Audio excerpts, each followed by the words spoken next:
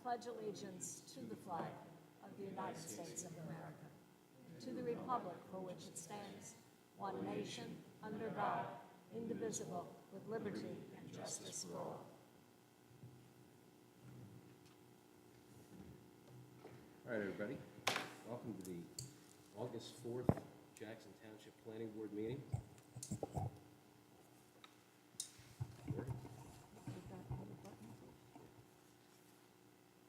How about now?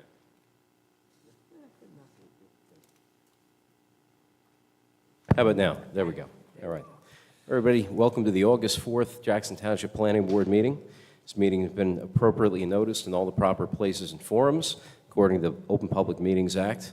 Ms. Chairman, I'll leave it off to you. We'll have a roll call, please. Mr. Bernstein? Mr. Marzo? Here. Mr. Heller? Mr. Rogers? Here.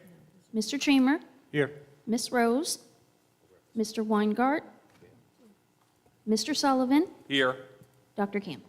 Here, we'll have a motion for payment of voucher for recording secretary, please. So moved, Sullivan. Second, DeMarzo. Let's see, Mr. Marzo? Yes. Mr. Rogers? Yes. Mr. Treamer? Yes. Mr. Sullivan? Yes. Dr. Campbell? Yes, and we have three resolutions this evening. Yes. Good job, Mr. Shea. Okay. Resolution. Ready?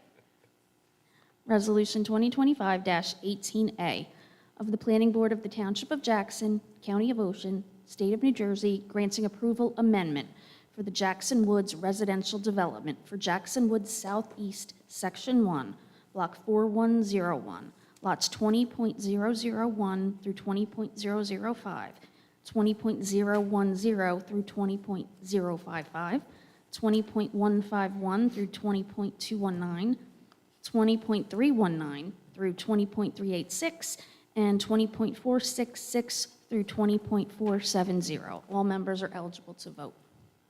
I'd like to make a motion to approve the resolution. Can I ask a question first? This has been bothering me for a while, and I had a meeting with Mr. McGuckin as per the mayor's resolution. When we vote on this, is there any way we can see exactly what this is and what the application was? Yeah, you received the resolution No, on they don't. the website and read it, I assume. No, I haven't been able to get on the website for a little while, Well, and, that you have to rectify. okay, but because- how do the people know what we're talking about, too? I think it should be on a slide and put up so people know what we're talking about. This is a vote we already took. Yes, I This know. is just the, An amendment. it's the resolution, the formal resolution to the vote we already took. I understand that. And we're at the point now where everything has been adhered to, correct? Why we're Correct. doing that? Otherwise, the resolution is not valid.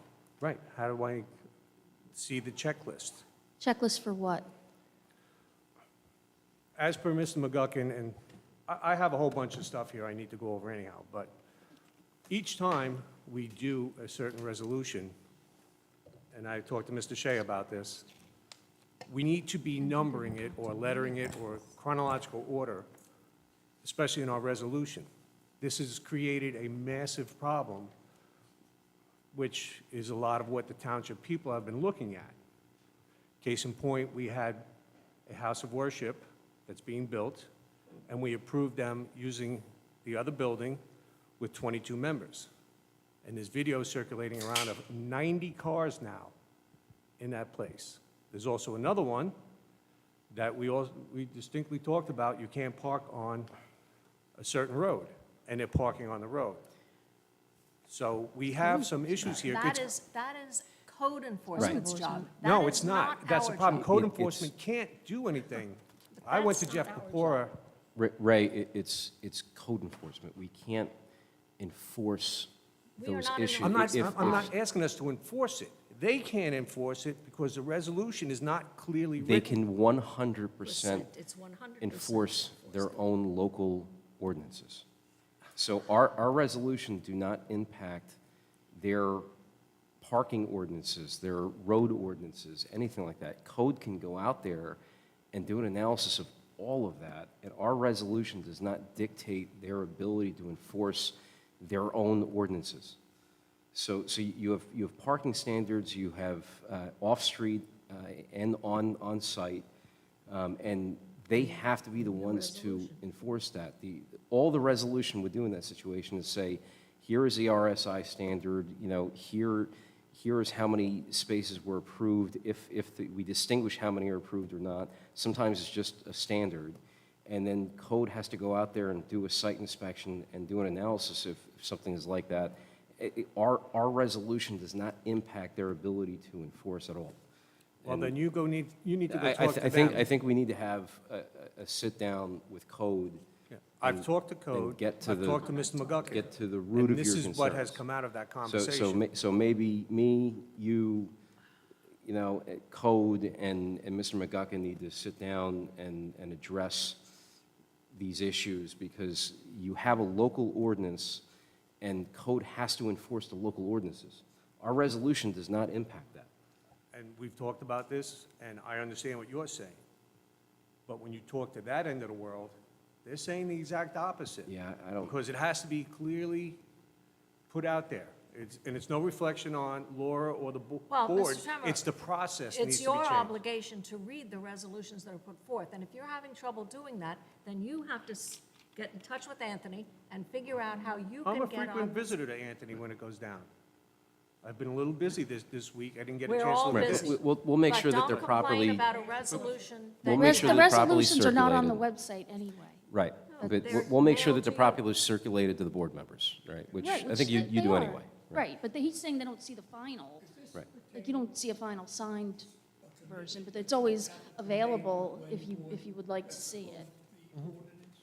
So I think what's happening here is that there's a distinction between what we approve the use for and the parking spaces associated with that use versus what the on-street and off-site standards are for parking. So if you have a situation where, something is a residential home, and the parking standards are based off the use of the property, and if what happens is that if somebody comes in and gets a use change, to a commercial something in nature, and the parking standards change, if they continue to operate the residential dwelling unit or whatever they're doing, that use doesn't change until the zoning permit changes, and then they have to get building permits and everything along those lines. So if they continue to use, even though they got approved for another use, if they continue to operate it like a residential use up until the point where they get another zoning permit for a different use, then the parking standards would change.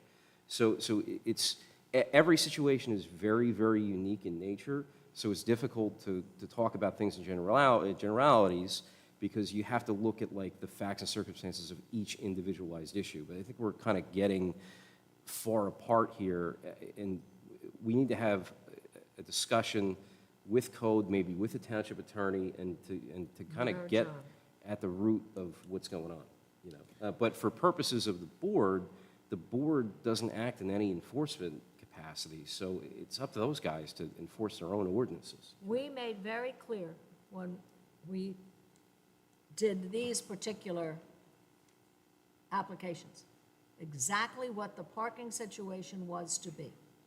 It is not taking place. We all know it. That's not our responsibility. That's the next branch of governance responsibility. Our responsibility is to hear the applications, approve or disapprove based on what we've heard. Then we get a resolution that is affirming what we already voted on. And then if there's a problem, the township has to take on that responsibility, not this board. No, absolutely true. But you're talking about a perfect world, and it's not working, is my point. And it came back that we need to clarify and put clearer stipulations. We do not. We already heard an application. Right. We already had a public meeting on it. People could watch. They heard what we said. They I'm not heard what talking, we I'm not voted talking on. about this, I'm talking about in the future. I just asked a general question about In something the else. future, we will continue to follow the regulations as they come down to us from. And I'm asking for a change. that is not our responsibility. If Yes, you it want is. to- We no, it is have to not. pen it. We have to initiate it. So, okay, so when we approve an application, we approve it based upon a certain parking criteria. If we're going to use parking as the issue that we're talking about, right? So a different use has different parking standards and sometimes different ordinances off-site, on property, they have different criteria associated with them. So every resolution that we put together has a specified parking criteria in it, the maximum, versus what was approved, and that is in every single resolution for every single use. So if somebody is using a property for a use that, I mean, for all Yes, it intents is and very purposes, illegal. is illegal in nature, then code has to go there and say, hey, you're basing your parking off of a use that you don't currently have a zoning permit for. It should be residential in nature, but you're using it for something commercial in nature when you think you have a right to, and here's a violation. That's how it's Yes. supposed to operate in reality. And that, I understand that, it's Yeah. crystal It's the clear. township. I am not saying that. The problem is that is failing because we're not clear. Yes, we tell them you can only have 22 people in your congregation. We need to be more defined in what we do. If we have somebody gives you a testimony and swears that, oh, the paperwork's not here, but I talked to this person, and they didn't, there should be ramifications. You're taking an oath. You're absolutely right. There Well- should be, not from us. Right. But we need to start We the have change. been super clear with people. If you want to go back and look at those tapes, we have been absolutely clear. Oh, I on know exactly what I parking. say, Dr. Campbell. I don't Absolutely need to go clear. look at it. I know what I'm saying, and I know what they're saying, some of these people. And some people come here and they are truly honest. They draw beautiful buildings, and it's a pleasure to approve something for them. And then there's other people that are treating us like we're a bunch of knuckleheads. And it's very frustrating. And that's part of what the meeting was about. But I think we may be convoluting issues here because we're bouncing around from parking issues to ethical credibility. If an expert is not representing something truthfully, and it's a question of credibility at that point, every profession in the state has, I believe, a state-regulated ethical board that, theoretically, they can be reported to. So if we get in a situation where, you don't believe that an expert's being truthful in nature, I mean, anybody has any right to, report something like that to the ethical board that governs and oversees their licensing. That's one way of doing it, but we don't have the ability of doing that in our formal capacity. A board member would in their individual capacity, or a member of the public would have, the ability of doing it in their individual capacity. But we can't, unless it's absolutely reprehensible, we don't have the ability of filing a charge like that from a quasi-judicial standpoint, I'm not you know, asking as- for, as a- I'm as a not asking board. for charges. I'm asking for change. The change you are asking for is not possible. We Okay. already go through the process. No problem. I'll take it up with the mayor and Mr. McGuffin. I think a good idea to take it up with the police department, who can ticket people and should. I have. The We all problem have. is, it's not It's not working. It's not We know clear. it's It's not working. clear in our resolution. Oh, Right. Ask this question again. Is this because on the existing unit, they were parking in the streets and they agreed not to do that until the new one opens? So That was one of I don't them, want yeah, to that's get one of them. into That specifics. has nothing to do with the resolution because no. Well, so nothing Right, we're, Right, it's just a different issue I brought up. right, just to be clear, nothing that we're talking about right now is dealing with the resolution that we presently have in front of us to vote on. Just to be clear. I just wanted to be clear on that, because I think this is the decks, right? What's that?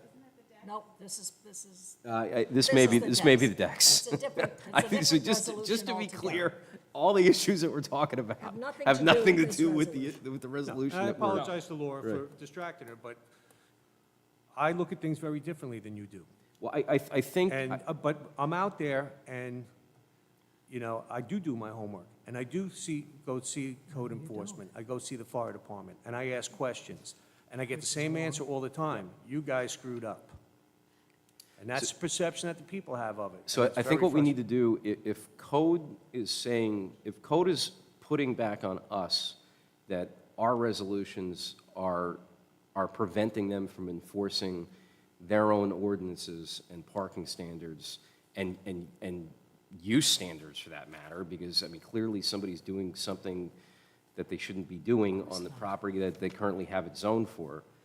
You know, I think we need to have a sit-down with them and say, hey, guys, what's going on? You know, or maybe the township attorney should, you know, It's so. the township's responsibility, not this board's responsibility.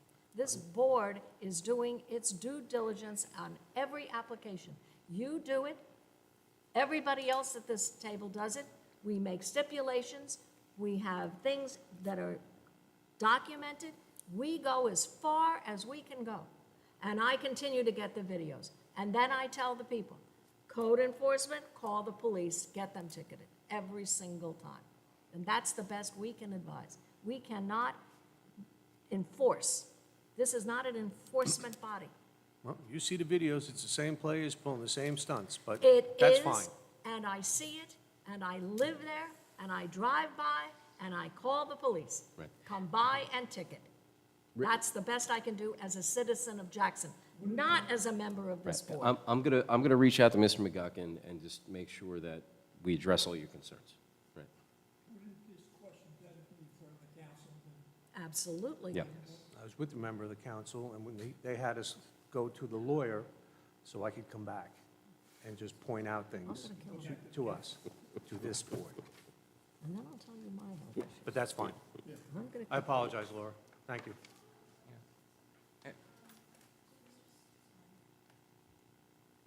now. Sullivan had made a motion for Resolution 2025-18A. So we Hold need on to, for that for 1 second and oh, just say, okay. I would like something of clarification from Mr. McGuckin, if that's possible, as to what, you know, Ray, he's telling us. Because I'm not saying anybody can say something. I want to see something in writing stating, you know, what they think the problem is. And not expect us to react. I'll reach I want, out. You know. Yeah, and so if it's a matter of me needing to be clear in the resolution, I can do that, you know, I have no problem with that. But it's, at a certain point, code has to enforce their own ordinances, which I'll reach out to Mr. McGuckin and make sure that we're all on the same page and we can get some kind of clarifications from him, you know, just so that, Yeah, it's kind of like we're babysitting them with the checklist. Now, did you do A? Did you do B? You know, we just look at it, we're under the assumption that's being done, and there are some failures in the system. Looks like it's us. We do set the bar. Like we said, we put these exceptions in there. And now everybody's not doing their job, and it's coming back on us. But see, the problem is, Ray, in my opinion, we do the job. We make very succinct resolutions. And then they don't want to enforce them, and then maybe somebody, not mentioning names, doesn't want to enforce them, and then they throw it back in your face saying, well, you guys should have done a better job. And You know, And you're correct. And there are certain groups, like Mr. Shea was involved with the fire department 6, 7 months ago. They're supposed to be getting a detailed set of plans. Yep. And there are certain factions that refuse to give them the plans. They have, as per the fire official came to me, he's like, they have flat out refused to do what the board asked for. But the problem is, they haven't upgraded what the fire department looked at 2, 3 years ago. So it's a loophole. So in the end, it can't be enforced. So But we have to be a little bit more what we aware. do, we don't hear it. If someone doesn't give us what we expect and what we require, they're at the bottom of the pile, and we don't hear it. So we do have a certain amount of sway when it comes to hearing applications. Okay, well, We next can time I say, come- no, we are not hearing this until it's finished. And we do that. And I know I sit in Laura's office and there's a pile of plans and Mr. Klee and Mr. Peters have them, piles of plans, and we do not move them forward until all the boxes are checked. That's what we can do. But we cannot enforce, we cannot demand, we cannot fine. We have our lane and we should stay in it. Well, but it's like, I talked to Mr. Rogers, and he's exactly right. If a man comes in here and swears to us that a certain official did look at this, oh, I just don't have it with me, we find out it's not true, guess what? We're not going to, we shouldn't be recognizing their credentials and bench them for a little while. But either way, like I said, I look stupid here. I don't talk for the rest of the board, but I think I look stupid sometimes when people come to me and they have a video. Why is this happening? And I've gone and looked at it, and I've taken my own personal time to address these issues, but I'll continue my quest. Just to clarify, it was my statement that if somebody intentionally misleads the board, they should be disqualified. That's. Absolutely, Right, and you said it a little while ago, and, I mean, we all have that absolutely. same feeling, but Yeah. it doesn't happen. It's very difficult to sit up here and call someone a liar. You have to do it through a process. And the process is, if someone lies and you can prove it, there is an ethical board for engineers, for architects, for attorneys. Those are the applicants. And you can go to, a person on this board went to an ethics board concerning a professional. We can do that. You can do that. But that's all we can do. We cannot hold up the process of resolutions so that that other piece can go forward. Well, I'm asking us to be more proactive. Oh, my God. He has to get the last one. So we'll make sure that fire and safety and everybody has all the documentation paperwork. You know, maybe I'll make a Outlook note or something like that to make sure that I call up about a month in advance and just make sure they all have all the appropriate paperwork. You know, maybe we'll do it internally, kind of as a checks and balancing system, do that. Alternatively, if an expert, you know, goes up and testifies to one thing and we find out later on that it's another, it's, with an outside agency approval issue, it's a little bit different because if we give an approval for a use, if we give an approval, you know, for preliminary final site plan, something like that, and what they, you know, misrepresented had to do with an outside agency approval, they still have to comport with the outside agency approval, or else they can't get their zoning permit. So you know, even though we may have unintentionally, you know, given them, you know, an approval, and more often than not, the misrepresentation probably wouldn't have impacted whether we gave it to them or not. But, you know, they still have to comply with the outside agency approval, or else they can't get their zoning permit. So if they lied about something or misrepresented something, and, you know, during the you know, resolution compliance process, they go to get something and they get denied, you know, because they misrepresented something, they got to come back to the board and start the whole thing all over again. So there's an external checks and balancing system that we as the board, I mean, I see it, Doug sees it, Ernie sees it, but the board members don't really see it because once it gets beyond the resolution process, you're kind of out of it, so to speak, because it's just it's a expert process. But they may get punted right back to us if they misrepresented something. I mean, it may take 6 months, it may take a year, you know, but they won't be able to get a zoning permit for that. We have often said, we are just the first stop on the road. We're the first stop. There still are outside agencies, there's still the county, there are many checks and balances. We do our job at the first stop. That's our job. I don't disagree with that, and we do it to the best of our capability. But understand, I'm not criticizing the board, I'm trying to point out the advantage that some people take of the board. Like if a man comes here and says, well, the fire department looked at this in '22, and as per Mr. Shea, he's correct, it goes on the whole application, and in the end, everything is as per what the fire department put, or the police department, or whatever entity. But the problem is, that was in '22, and the building's been changed 3 times. And that's where the system can't catch it. So it's stuff like that that I am trying to work on. But the system will catch it. No, it- Because they can't get their zoning until they have the recent documentation. So that does, the But system will that's catch the that. problem. If the documentation is from the first round in '22, and they've never put in the updated paperwork because the fire department or police department only got to see a site plan, not a full engineered plan, and it's missing these items, they do not get applied because they don't exist, because they weren't detailed. Now, if the resolution said, as per the fire department's 2025 resolution of what this application needs, that's different, and then your system does work. But we're not clarifying stuff like that. Yeah, I was Yes, just about the to, building. yeah. But The it's as building. per the paperwork they have. So if it's a But they're document going from... to have the So- latest paperwork in order for them to do the building. Right, and if somebody sits here and lies, and the application's going through with 3-year-old documentation, But let's discuss that for a sec. So let's say theoretically,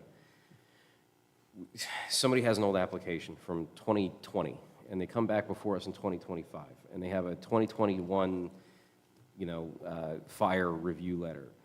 If we give them an approval in 2025, they have to get an updated post-approval For the building code enforcement. whether it be fire or traffic safety or whatever, letter to satisfy the post-resolution conditions of approval. So they don't necessarily just skate by with the 2021. And Doug can confirm this. I mean, Doug does historic resolution compliance. So they have to get a post-approval letter with the rubber stamp. So there is a safety net system that does catch some of these things. I can't speak for the police department and their revisions, but there was some dialogue between me and the Bureau of Fire Prevention, and I can pretty much guarantee that the approval that the applicants submit from fire will match the latest revision on the plans, and I think that's where we're going, that a lot of times there's been an approval, the plans have been subsequently revisions, and the applicant submits that for approval on revision 1. Well, we're up to revision 5. How has the plan changed? And like I said, I can pretty much guarantee that the plan or the document that the applicant presents from fire prevention, the approval of those plans last revised will match the approval or in the date indicated on the plans. and again, you guys were really good with that, and you agreed with the fire official, he needs a set of plans. But the fire officials have told me that there's a certain core group, there's a couple people that come here, and they are refusing to do that. And yes, there's checks and balances, but it's, a lot of things have fallen through the cracks, and that's part of what I'm talking about. We need to just clean it a little bit. And the full set of detailed plans, like you suggested, they're gonna stamp it, they're gonna date it. But that hasn't started happening yet. And that was,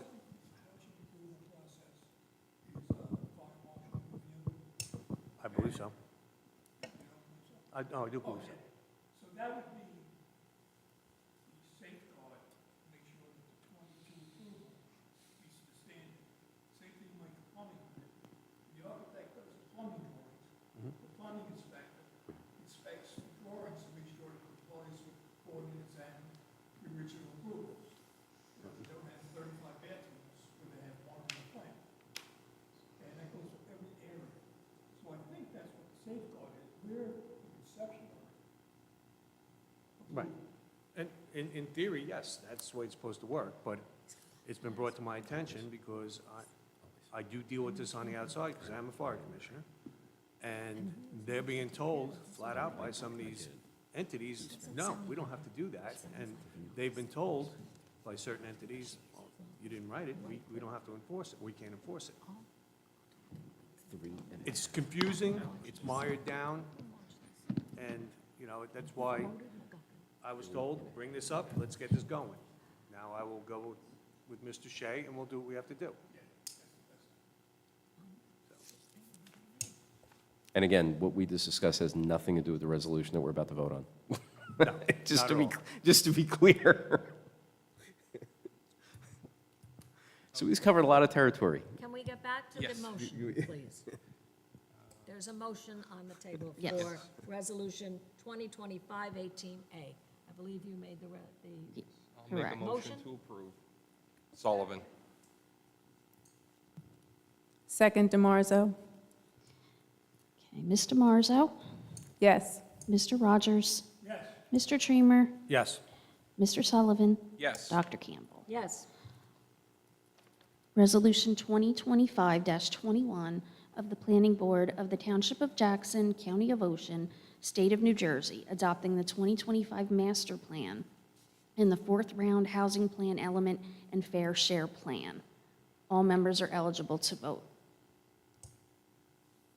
I'd like to make a motion to approve the resolution and once again congratulate Chairwoman Campbell, Dr. Campbell, and the Mr. Marzo, Mr. Heller, and Mr. Bernstein for doing such an excellent job on the subcommittee that made this possible. I think it will serve this town very well for the decade to come. And with that, I make a motion to approve. Second, DeMarzo. Okay, Mr. Marzo, Yes. Mr. Rogers, Yes. Mr. Treamer, Yes. Mr. Sullivan, Yes. Dr. Campbell. yes, And the last one is Resolution 2025-22 of the Planning Board of the Township of Jackson, County of Ocean, State of New Jersey, granting preliminary and final major site plan approval with required variances and design waivers for the construction of a one-story, four-unit warehouse for Whitesville Holdings LLC, Block 22111, Lot 1.01. All members are eligible to vote.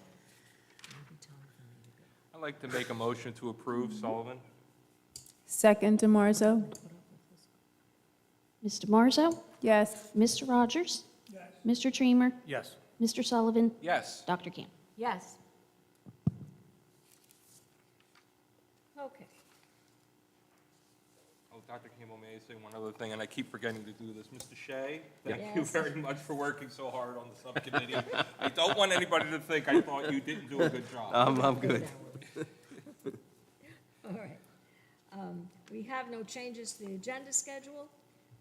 Any board matters for discussion, which is when this discussion should have taken place? Nothing? All right, we'll move forward. Mr. Shea? Want to invite our guests? All right, I think we're ready.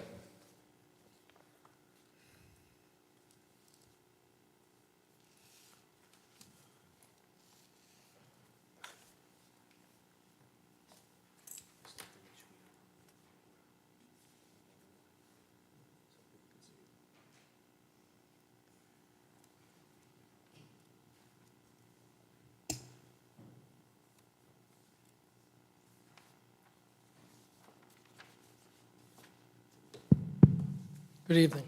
Good evening. The lights have not Yeah, been it's- changed. It's like, It's pretty bright. They put, Yes, yeah. they put new lights, I think they're, it was about 20 minutes, it was LEDs. about 20 years in the making to change Yeah. the light Yeah. bulbs. It looks like Jesus is coming down on you. Need my sunglasses. You look very authoritative. Thank you. Good evening. This evening, we have an application for preliminary and final site plan approval for construction of a proposed addition to an existing warehouse building, which consists of approximately 61 square feet entrance, a 2,000 square foot first floor warehouse addition, approximately 8,000 square foot second floor office addition, and approximately 8,000 square foot third floor office addition. The property is located in the HC Highway Commercial Zone. We will get through testimony that the uses are all permitted uses. It's just an expansion of what's happening on the site. We have four witnesses for you this evening: our engineer, our planner, our architect, and our traffic expert. We will also get to the point where you'll see a very pretty rendering. I'm sure as many of the board members have probably visited the site is not the most pretty, but I promise you, once we get through this application and the renovations and additions are built, it is a much nicer site for everybody. The property is approximately 7.78 acres in size. There are some wetlands on the site, and we will address those comments as well. At this time, if we can, I'll call my first witness, Mr. Yosef Portnoy, the engineer.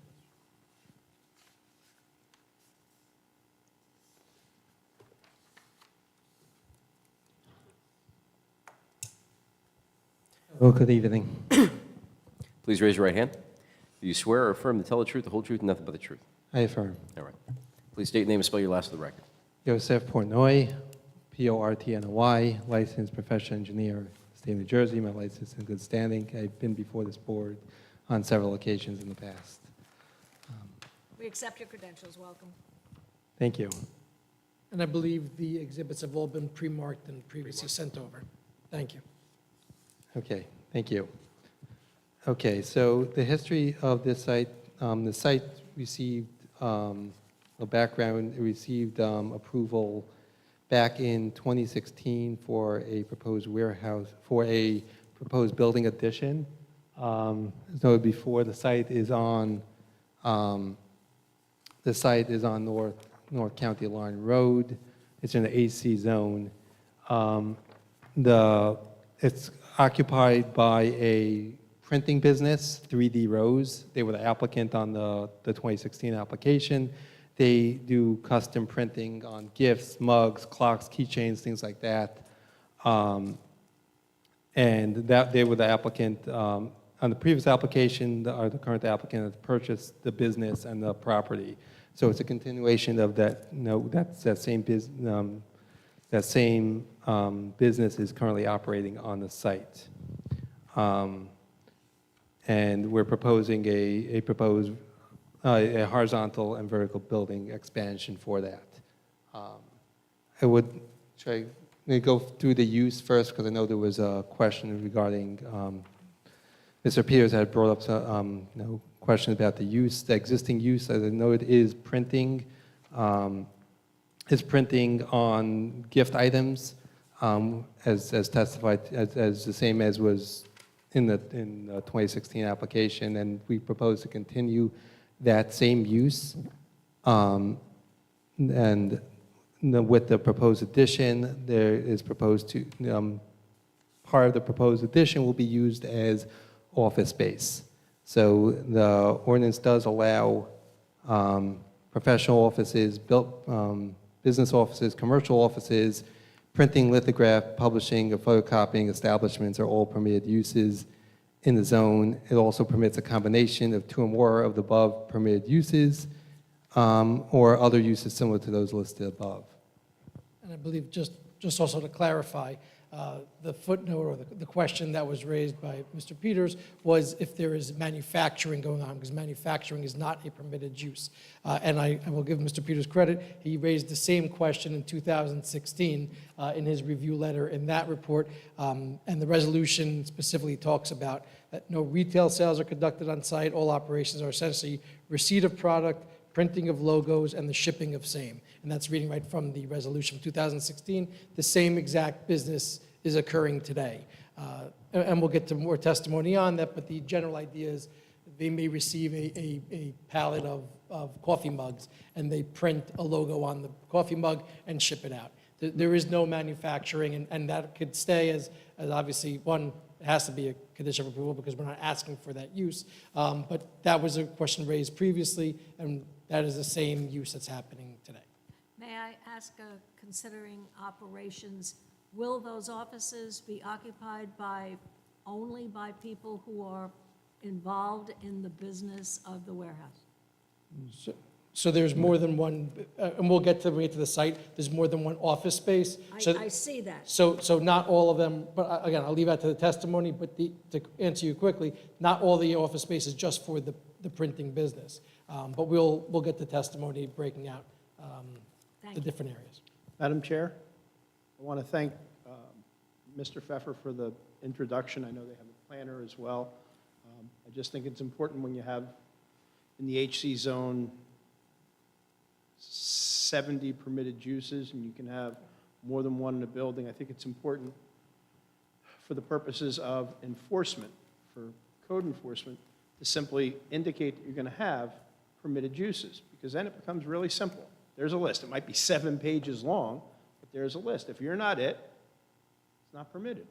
So I appreciate, we didn't really get we got sort of, we get a lot of standard one-page statement of operations prepared by nobody. It's just a blank Word document. So I always think it's important for this board, A, to retain jurisdiction, and B, to have a good record for code enforcement and zoning, that they indicate in the statement of operations that in the particular zone, they're proposing only conforming uses. That will be stipulated within the Yes. resolution.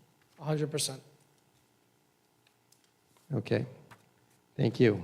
Okay, so, Do you want to go back to that now, or do you want to discuss it later with the planner?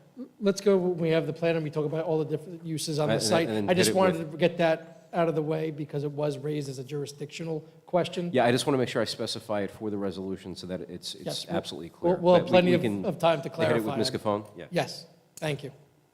okay, thank you. So the site is located on, it's fronting North County Line Road, approximately 7.78 acres.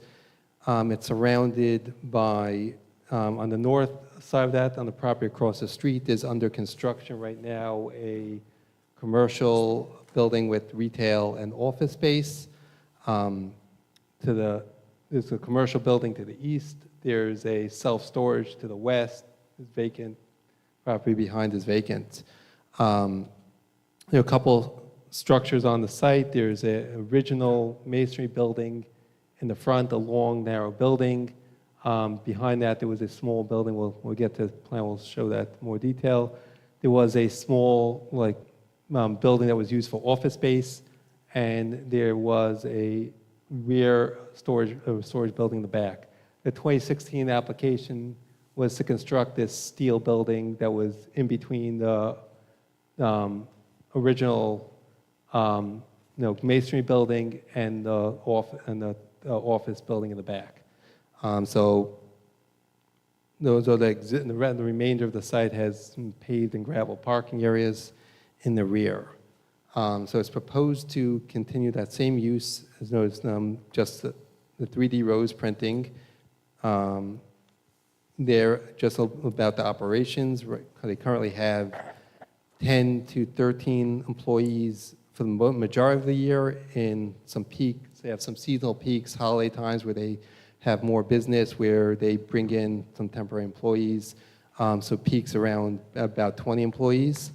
Their operation Monday through Friday. Their typical hours are from 7 a.m. to 1 p.m. Most of it gets done in the morning. The afternoon, they're pretty much shut down except for some peak times of the year where they'll be open till 5, 6, and they may be open on Sundays. But for the majority of the year, it's Monday through Friday, about 7 a.m. to 1 p.m. All of their sales, there's no retail sales occurring on the premises for the existing business, which will continue. Everything is either orders, online sales, but there's no customers, retail coming to the property.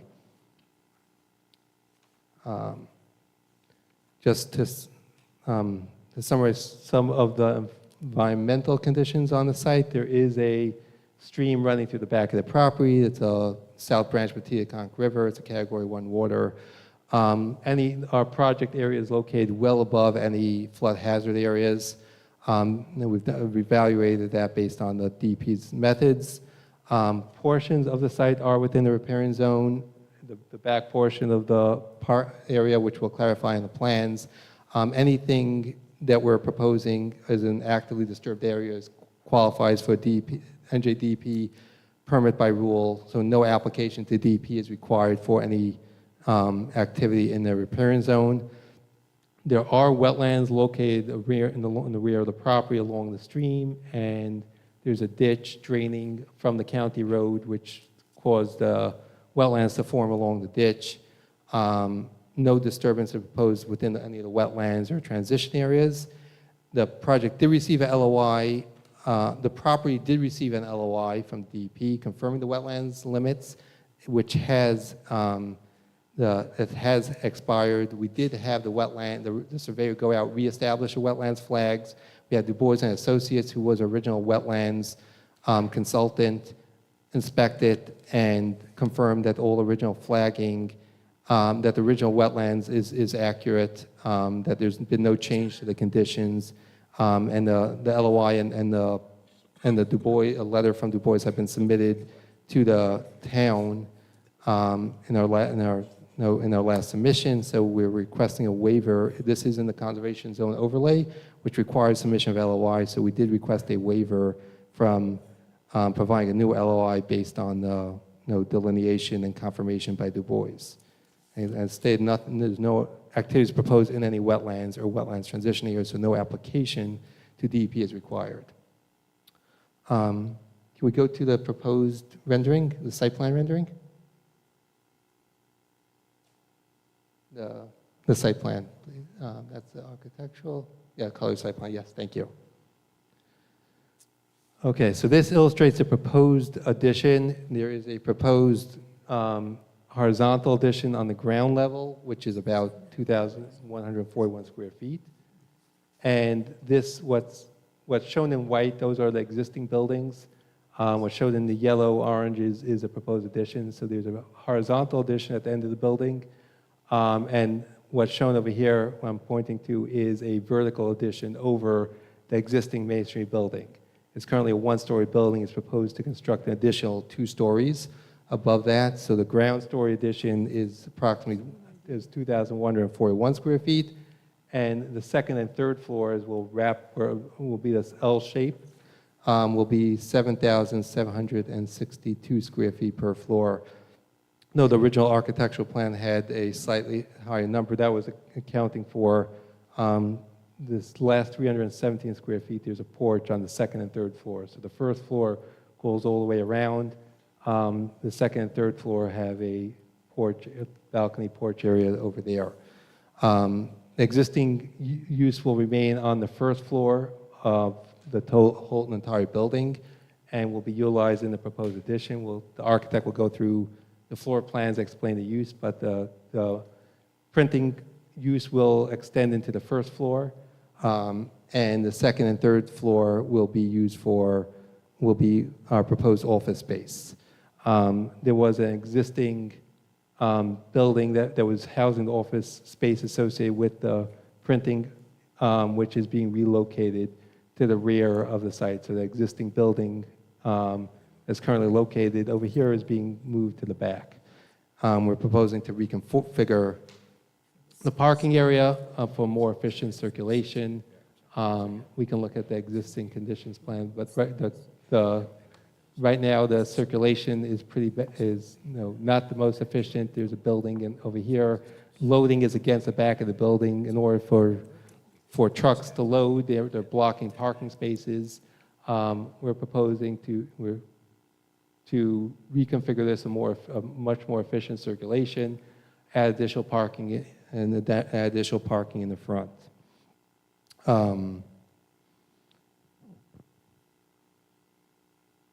The building conforms with the front yard setback, the 60-foot front yard setback, rear yard setback.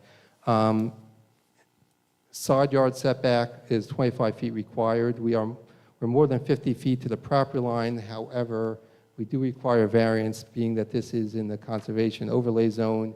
Setbacks need to be, the zone requires setbacks to be measured from the wetlands limit. I mentioned there's a wetlands along a ditch over here. That those wetlands are, the ditch was formed by discharge from the county road. There's a head wall over there discharging to county road. They've been determined by DEP to be ordinary resource value. No, they're not. There's no buffer on that because it's associated with the ditch. So our proposed setback to that, when measured to the wetlands, is 21.65 feet. we're compliant with coverages. Again, in the overlay zone, coverages we have to exclude the wetlands areas from in our coverage calculations. We comply with the 30% building coverage and 75% impervious coverage. Our proposed building coverage is 18.4%. Our proposed impervious coverage is 53%, excluding the wetlands areas.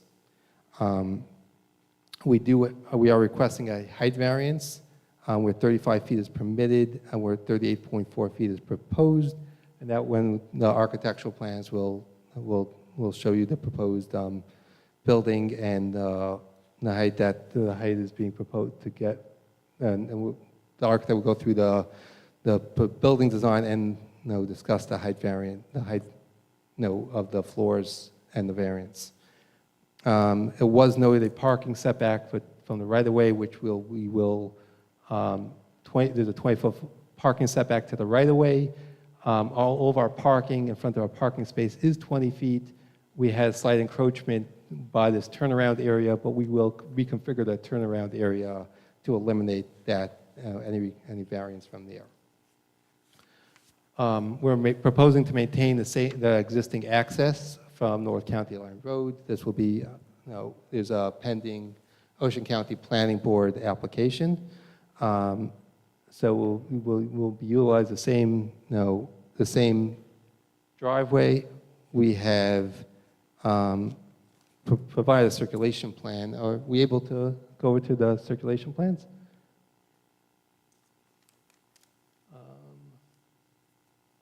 Is that up here? I don't see that. Okay.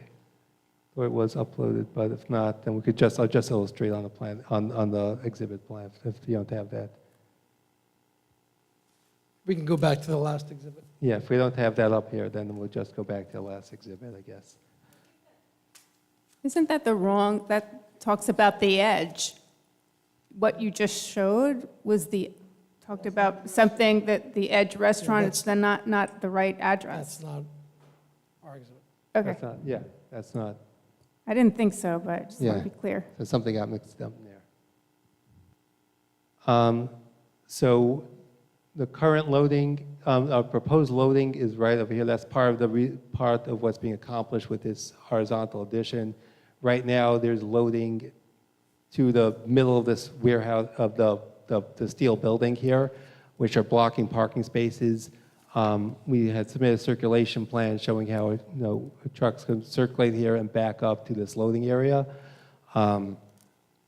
Their typical deliveries are UPS trucks. They're getting most of their deliveries are getting infrequent deliveries of some larger bulk items, but then the regular deliveries of their stock is as they're printing, they're sending out, they're receiving mugs or whatever it may be, they're printing it and then they're sending them out by UPS trucks. So the majority of their deliveries are small, box trucks and UPS trucks. And so we submitted a circulation plan showing the fire truck and truck circulation. We are also proposing we demonstrate a fire truck can circulate around this parking lot, get full access along the length of the building, which fire trucks cannot do right now. We are also proposing, with this driveway along the front, we're proposing an egress, grass paver egress onto County Line Road. This way fire trucks can circulate through over here. We've submitted to the fire official. We were addressing any comments he has regarding some extra signage, Knox boxes, things like that, but he did not have any concerns regarding circulation. Wanted now to discuss parking, and this is something that we've discussed with Mr. Peters. The existing use, there are two uses proposed here, the printing use and the office use.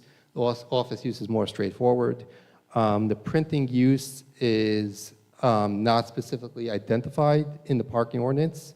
The parking ordinance does note that the parking space requirements for use not specifically mentioned herein shall be the same as required for a use of similar nature as determined by a municipal agency based upon that use enumerated herein, which is most similar to the proposed use.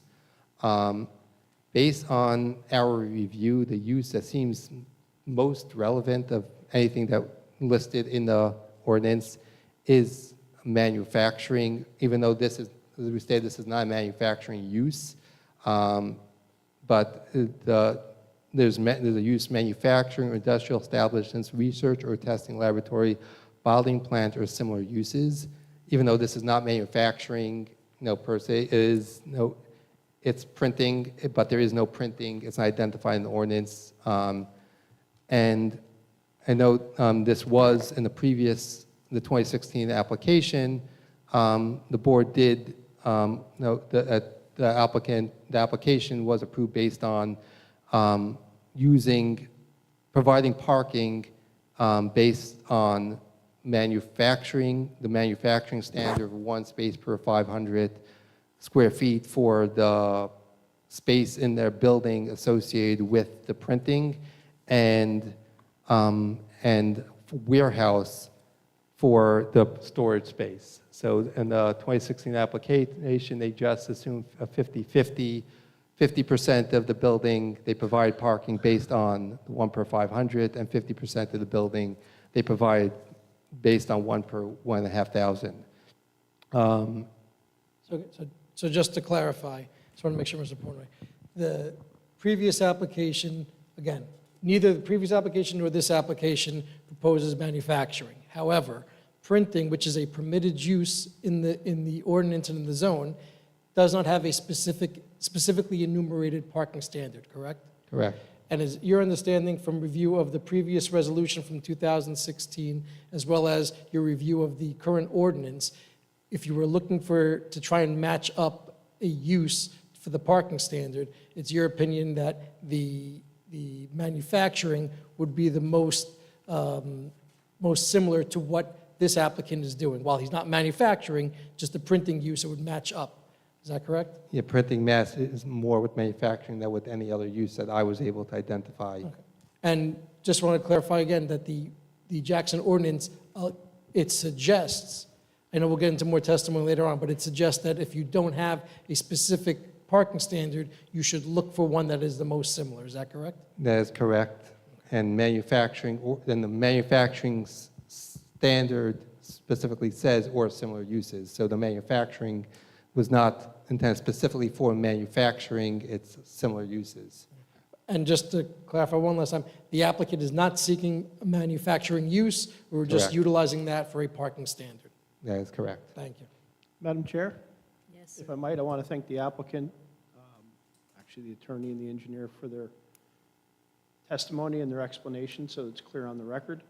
I don't take any exception to it. However, I would like two things. One is there should be a breakdown submitted to the board of the proposed uses that are getting these parking standards, because obviously warehousing and manufacturing are much less parking intensive than office space. So there are some of us here who are over the age of 35. How's that for a nice number? So I think we're we know pretty that much all. generationally buildings will change. And what I want to make sure is that it's in the resolution so someone can look it up, that this, and I'm going to take a guesstimate, a 35 or 36,000 square foot building can't be all office space. There's not enough parking for it. So the applicant understands that they're sort of painting themselves in the corner by saying we're going to have 2 floors of office, and what we have downstairs is A and B. It's from a parking perspective, some manufacturing, some warehouse. That parking requirement is less intensive than if it was just good old-fashioned office space. So if they wanted to do a tenant fit-up and take out 3D Rose printing and put an office in, they don't have enough parking. And it just needs to be clear on the record. That's why if we put it in the resolution, at least the zoning officer or code enforcement can see it later that this is, I mean, they can see it if they pull out the site plan because it'll be on there. I think it's easier if we have it in the resolution. This much square footage was set aside for this. All that being said, for the purposes of making a record, I don't take any exception to Mr. Portnoy's testimony as it relates to the amount of parking being provided. Thank you. And we agree, and I believe we have those calculations. We'll get to them. And the applicant stipulates to that, to Yes. submitting a, Yes. Yeah, should I go through those numbers here, because I do have them? Should I By percentage. put them on the please. record? Probably be good. By Yeah. percentage. What? By percentage. I don't have it calculated by percentage. I have square feet, And, yes. right. But, okay, what we're proposing is in the building, in masonry building, in addition, about 6,091 square feet of associated with the printing, which is, we're applying the manufacturing parking standard. 11,796 square feet is being used for storage, which we're applying the warehouse standard. There is the existing 1,332 square foot office in the back, which will remain office. We are proposing 16,274 square feet of office. Of that, 750 square feet is on the first floor of the building.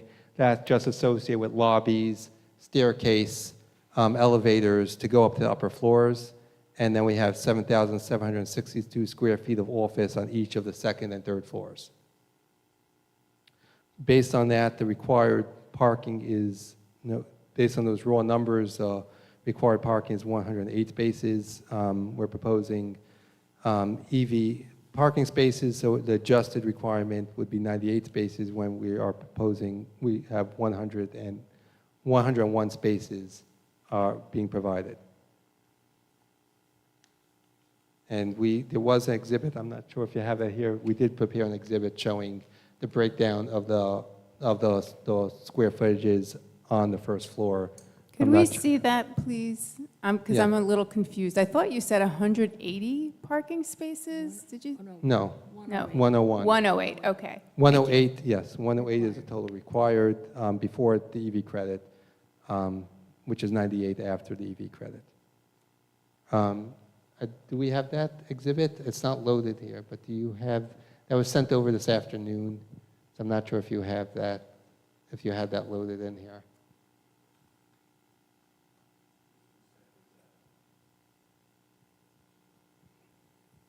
No, there was a different exhibit that was sent this afternoon. That's the one that came, no, so that was, That says the edge.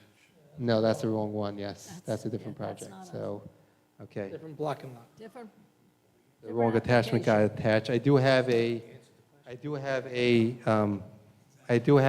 paper copy if you want to pass that around. may I ask about the office building in the back? How much space is there, and what's the use? That was originally used as office, and that's proposed. How many offices? It's 1,332 square feet.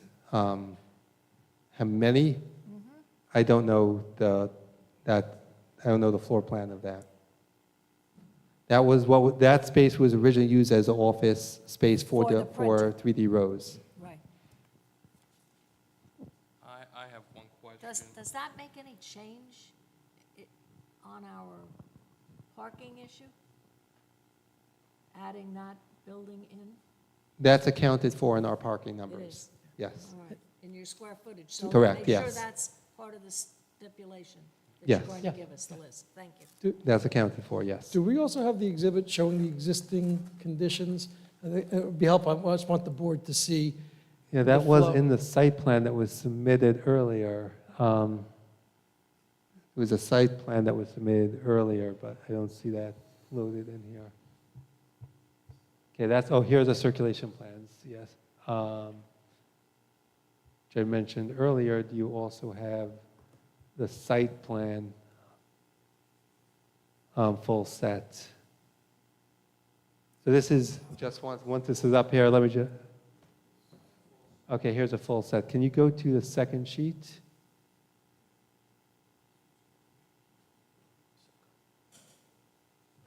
Okay, this is our existing conditions and demolition plan. So, and I think, if we can just wait for 1 second, on this exhibit, I found it helpful, because when I first looked at the application, I was trying to understand it, that corner, and Yosef, if you could just point to where the building that we're moving is right really smack in the middle of the traffic, cars coming around. I found, when I looked at it, I discussed with Mr. Portnoy, the flow of traffic and cars and fire and deliveries, how they get in, it really blocks a lot of the traffic flow. By moving that to the rear of the site, again, just from, not as a professional, just looking at it, it seemed like the flow was a lot better and opened up the whole center for parking. Additionally, all the, Yosef, am I correct in stating that all of the containers that are on site, all those in the rear of the property, those are all to be removed? Is that Yes. correct?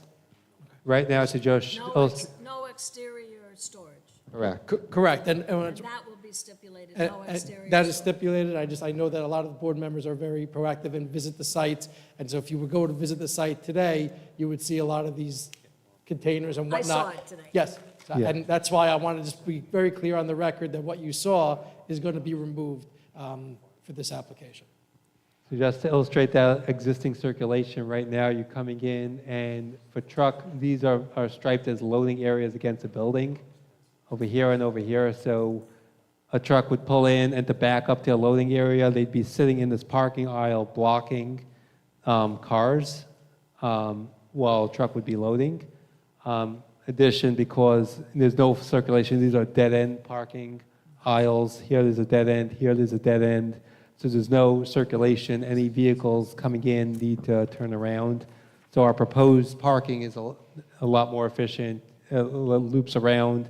Right now, emergency vehicles cannot get up to the building without backing up. This will allow them to circulate around the building and also provide access to the front of the building as well, where right now there is no access.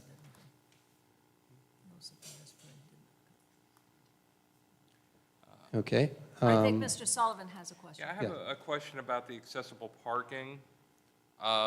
Do we have the 5 accessible parking spaces that are required? We do, we have accessible parking. If we go back to the layout exhibit, next one, thank you. We have 2 over here, 2 over here, and 1 over here. Thank you. Thank you. On the diagram that you gave us, this is a 3-level building. Yes. First level, you had the warehouse. The first level is the printing business. So the printing business is occupying, primarily is occupying this existing, the masonry building. According to the diagram you gave us, you got first floor warehouse, right? So it's associated with the printing, but it's Yeah. labeled warehouse. Yes, I just want to be clear. My question, is that height go up to the second floor, third floor, just the first floor? That's this existing building. That was a building that was approved. What's labeled warehouse was a building that was approved in 2016. That's the roof that you're seeing over here. So that's just a single story. That nothing's going on top of that. That's remaining.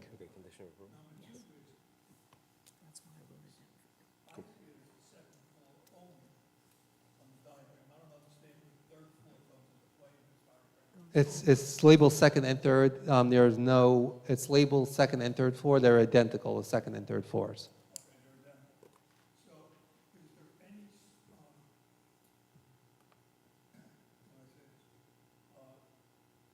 are there any separation of businesses? You've got many offices, 10 offices. Within the office space, Associated with that building. The second and third floor consists of office space. Correct. correct. Is that one big office, or is it 10 different offices? So I believe some of this office space will be utilized by the applicant directly, and potentially some of it may be leased out.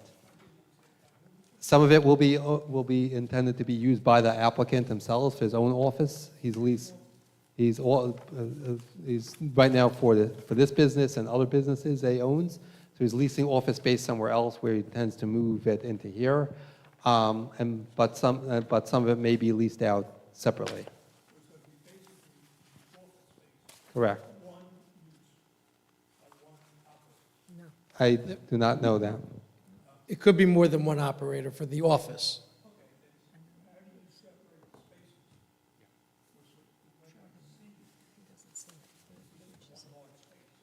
No, it shows it. It's on the architectural plans. Yeah. That- Mr. Rogers, you may want to wait until the architect gets Yes. into that. They may be able to partition and see it clearly. You can see that. Yeah, Thank you, that's what we plan on yeah, talking yeah, about. just so we can, Let me try to wrap up here if there's no, in regards to road improvements, it's been submitted to the county. The county is requesting, right now, there's curb and sidewalk along portions of the site. The county's requested to finish up the curbing along the site. The sidewalk ends approximately where that ends by the drainage ditch. There was a waiver granted in 2016 from providing sidewalk along the remainder of the frontage because of that ditch. So we would continue that way. I don't know if that requires a new waiver or a continuation of that waiver for providing sidewalk. The site is currently serviced by water, public water, which we would continue to be serviced by water. Right now, there's no sewer service. There's an existing septic system. We propose to abandon the septic. There's a sewer main being installed as associated with the development directly across the street. So we're proposing connection into that proposed sewer main. I know there was some confusion because of the plans identify a force main. We could make a gravity connection into the site, but it can't reach all the way to the building, so we're going to pump from the building into that, and then have a gravity connection. So it'll be a private, pump in the building, but it'll be a gravity connection to the new sewer going into North County So line. we'd want a stipulation that as soon as possible, you would transfer from the septic system to the municipal utilities, and that would be stipulated, so that you just can't stay on the old system. That's important. That's fine, I think the only only comment I would have to that is we're at the behest of the other project. I'm not sure, do you know, Joseph, how far they're along? Is it in the road yet? They're in construction, the project's under construction. I'm not sure where So again, where the sewer is. We're not So- against your, So when possible, you will, as Yes. soon as possible, hook Understood. up to the Municipal Utilities Authority. so it's basically when capacity allows for it. when there's a connection available and the capacity, we're in agreement. I just want to be clear, we When? can't control, yes. Okay. Eventually, that street Yes. will all be. Yeah. Okay, regarding stormwater, this is not classified as a major development. We provide a stormwater summary to the board engineer, and it is under stormwater review as well, from the county and the Soil Conservation District. We have proposed landscape along the frontage, along the eastern property line. We just received reviews, some comments from the tree expert, and we'll address those and comply. We have new proposed site lighting for the parking areas. Want to discuss signage. I was not noted. When we show you the architectural plans, there are building-mounted signs that were shown on the architectural plans. I'll just summarize it over here, and the architect will show them when she presents her plan. There are three, the architectural plans submitted do show three building-mounted signage. At the top of the building, there's a logo sign and an address sign as two separate signs, and then another building logo sign on the ground level. So the total area of the signs is 45 square feet. Where 80 is permitted, but there are waivers required based on that because the ordinance allows one sign, only allows one building-mounted sign, and at a maximum height of 25 feet. And the sign is proposed to be near the top of the building, which is higher than 25 feet, approximately 39 feet. Some other miscellaneous, there's a proposed trash enclosure in the rear of the site, near the loading zone, is being picked up by private hauler. As shown, there's no landscape around it, but we will reconfigure to provide the landscape screening around it. We are requesting a waiver for curbing. Between enclosure and the parking area, as there's no curbing proposed in the existing and the proposed parking area. Any HVAC equipment will be roof mounted and screened. There's an existing generator located in front of the property. We will propose screening around that. And we'll comply with the clearing, grading, and the fill ordinances. Just to summarize the variances and waivers, there was a variance from side yard setback. When measured from the wetlands, we're 21.65 with 25 feet is required. There's a height variance of 38.45 feet where 35 is permitted. Just summarize some design waivers that were noted in the professional's review. There's a requirement to have curbing around the parking areas. We have proposed curbing along the front parking lot. The rear parking areas are uncurbed now, and we're maintaining that to maintain drainage patterns. It runs off now to the stream. We are proposing stone trenches around the edges of it to catch the water, infiltrate some of it, and slow down that runoff. And we'll provide additional calculations for that, some additional modeling as part of that. We have a waiver where no parking stalls should utilize required entrance and exit drives or main circulation drives. We have parking spaces along the main circulation drive. A waiver for planted islands where we have striped islands as they exist now, but in the reconfigured parking area, we also have striped islands. Where the previously granted waiver for sidewalk along North County Line Road. The sign variance, which I noted, that would assign higher than 25 feet and multiple signs, and the curbing where there's no curbing in between the trash enclosure and the parking area. Mr. Peters, Mr. Klee, anything missed on your comments? I'm pretty much good from the engineering perspective. The applicant's correct that the site is impacted by the conservation overlay zone for the wetlands. LOI was previously secured, and a conservation easement was established, and I have no problem with waiving the requirement for any more DEP review. There's a conservation easement already there. The applicant has provided documentation from the environmentalists that the wetlands haven't changed, so I have no issues with that. But we're going to extend the curbing along North County Line?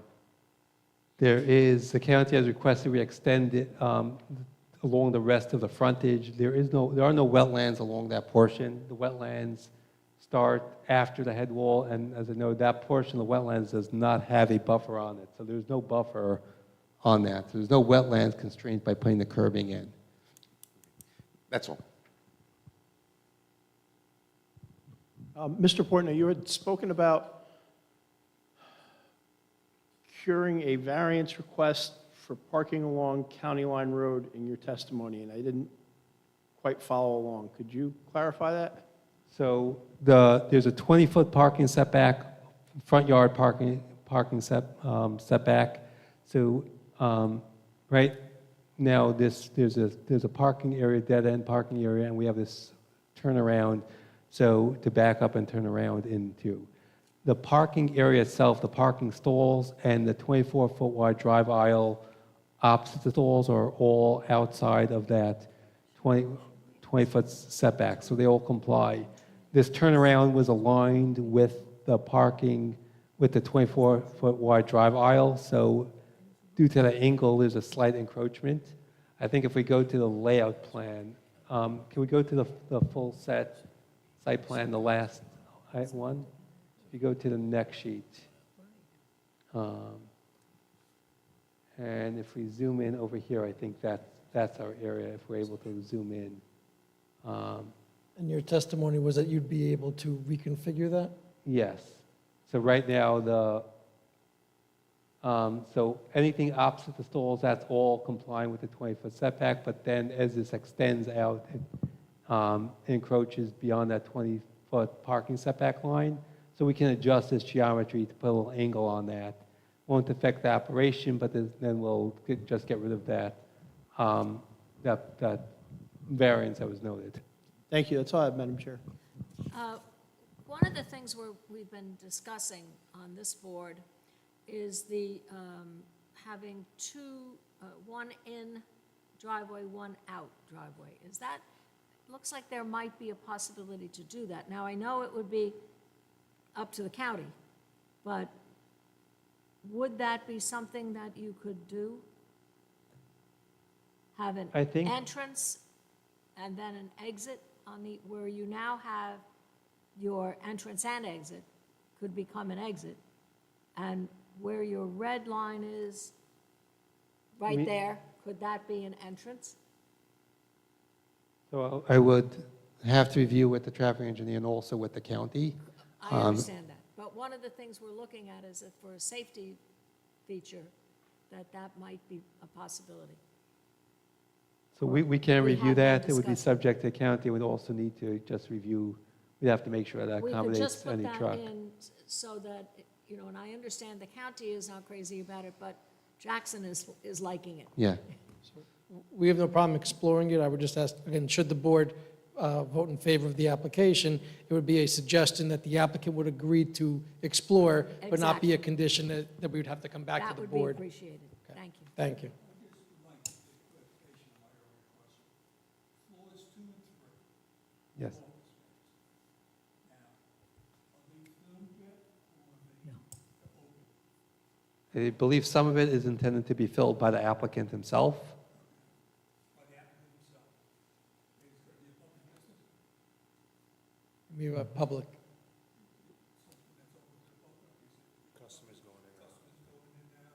Well, so again, for the printing business, we're not open for the public. It's online, it just ships. There's no No sales. There's no retail sales coming in. As far as the office, it's office use. So again, could somebody have a meeting? Yes, they could have a meeting in their office that someone would come to. But it's not a What I've noticed is on the plan A8 that you handed us, the architecturals, they're very different. And the architecturals have a men's area and a women's area. Is there a concept to that, or is that architectural? I'm sorry, could you please use the microphone? Could you please use your microphone? Use your mic. just pull it closer. Men's open area. I believe we have no problem answering them, but I would like to have the architect answer the questions because she's the one who designed and could answer that better. Not a I problem. think I understand. Because there is a cultural non-mixing of men and women in the same social area in some cultures. In the culture of the people building this building, they want to provide space for men to gather in like a room, maybe a meeting room or a social room, and women to have their own separate social room. That's why those two things exist on that one floor. The question I'm going to have is, I don't want to see those meeting areas made into other offices, number one, and the suite number one divided up and made into multiple offices. That would change things perceptibly. Okay. So, that you're going to stick with this plan, and that's going to be stipulated to, that the plans you submitted are the plans that are going to be built. And you will not change the social areas into office areas, I'm just And going to again, preface that with as long as it's IBC compliant. as long as it's IBC compliant. Okay. No problem. If the building department requests changes for IBC issues, they're going to have no choice but to And change it. and I just also, not objecting, just would like to have the architect, they'll confirm any of those questions and also the date of which plans we're talking about, so there's no questions later on, all for clarity and clarification. Thank you. And also, just, regardless of that, the parking requirements are based on the square footage. Square footage, understood. Right, so it's not going to change any of those. If anybody has any other questions for Mr. Portnoy, and then, yes? I do. You want to go first? No, go ahead. I'm going to build on what Dr. Campbell was saying. The proposed emergency access spot, where you have your turnaround spot with the darker brown. What is that property there? Is that wetlands or protected or anything? There's a ditch over here, so that ditch is wetland. So there's, from the county, there's a drainage system with a discharge here, and there's a head wall, and that creates, so first, with the topography, it drops down to that ditch, and then the wetlands are along the ditch. It doesn't come up, there's no buffer on that. So we can explore this area How many feet away is that? from, Roughly, it's, from the building, 30, from the 40 feet? building, it's about 22 feet away from the closest point on the building. Because fire department access-wise, we try to agree on 270 degrees and a little bit extra so the fire trucks can peek around the back. So in my eyes, a double-edged sword to fix it all is we move that entrance slightly past the edge of the building, get that as an entrance, now you have full fire department access to all four sides, and it corrects what Dr. Campbell was pointing as the dual flow in and out. I mean, maybe that would help you enhance it with the county as a fire department thing.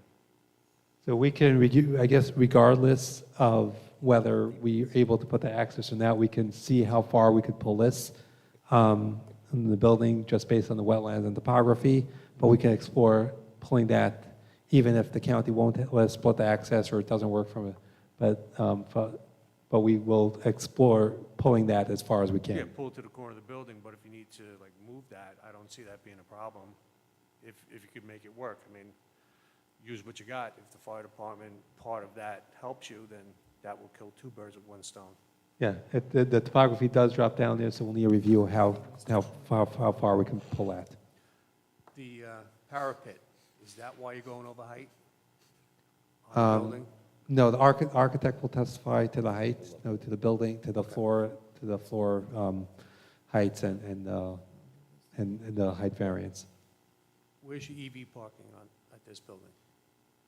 The EV parking, if we go to to that full set again, the last tab, thank you. We have the EV, you could zoom in.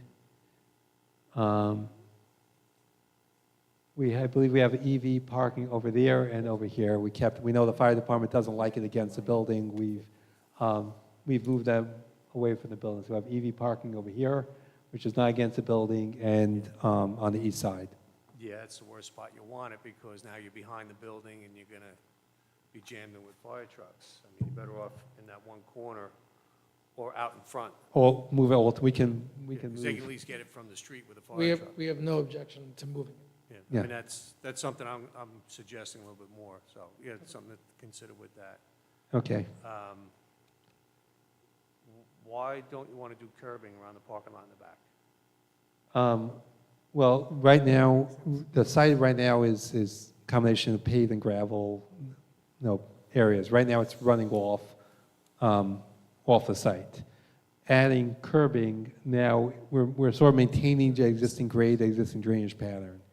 Adding curbing will be changing that pattern. Now you're curbing, you're stopping that water flow. Now you got to collect it. Now you have to have a concentrated discharge. Well, curbing also keeps people from driving around further than they should, too. Right. So we are proposing, we are not all of them are out here, but we're proposing wheel stops along any parking that does have curbing. We're putting wheel stops along there. Okay. We also, along these edges, we have these stone trenches. So the pavement's adding, we have those stone trenches, so it's more of a visual that, Keep them from doing it. yeah. Okay, very good.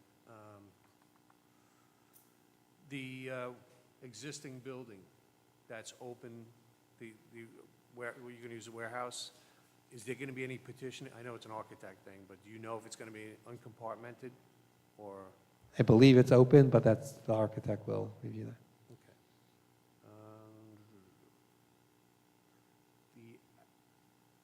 Again, the outbuildings, single story, that's a steel structure. Yes. Is there any heat, air conditioning, electric in that, or is it just strictly storage? It's just storage. Okay, thank you. Thank you. Hi. I apologize because I'm just still trying to figure out where the original business, the 3D Rose, is located. It's located in this is a, this was an I guess if we could go back one sheet on this. Let's go back to, zoom in. It's a little unclear here because we have the hatching on some of the area disturbance, but this white square over here, you see this line down the middle? Yeah, maybe zoom in a little more there.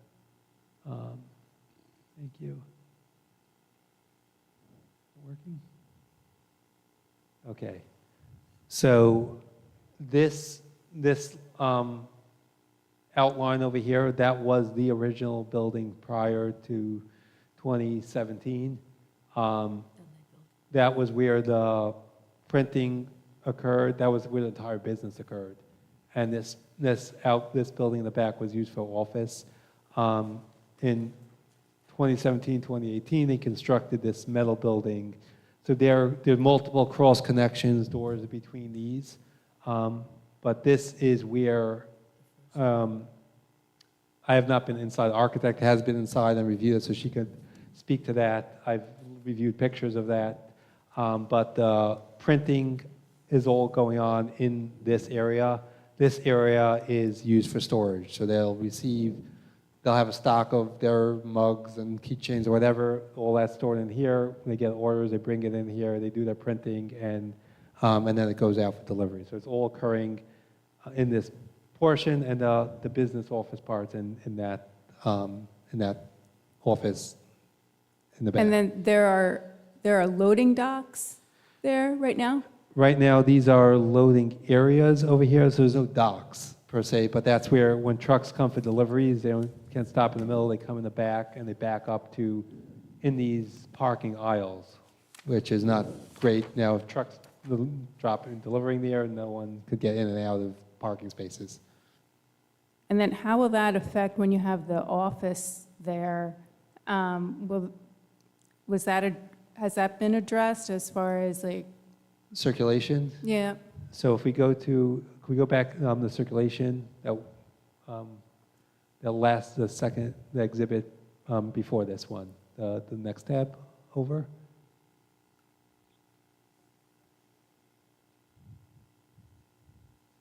Can you go to that one? We didn't go through that one, wasn't pulled up before, so we didn't go through that in detail. We could do that now. All right.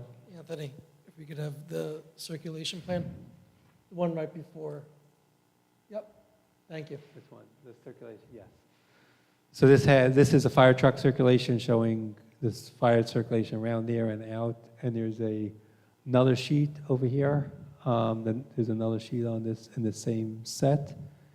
This is a truck circulation plan showing the truck circulation here. A truck can pull in, go around here and back up. And now as part of this, we're creating this addition over here extends beyond the original building to create a loading area where a truck could load up, could back up to, and there's a corridor, which you'll see on the architectural plan, providing access to the storage and the printing area. So that's the first floor addition over here is also providing more efficient loading and delivery and also more efficient operation because right now everything's passing internally in between.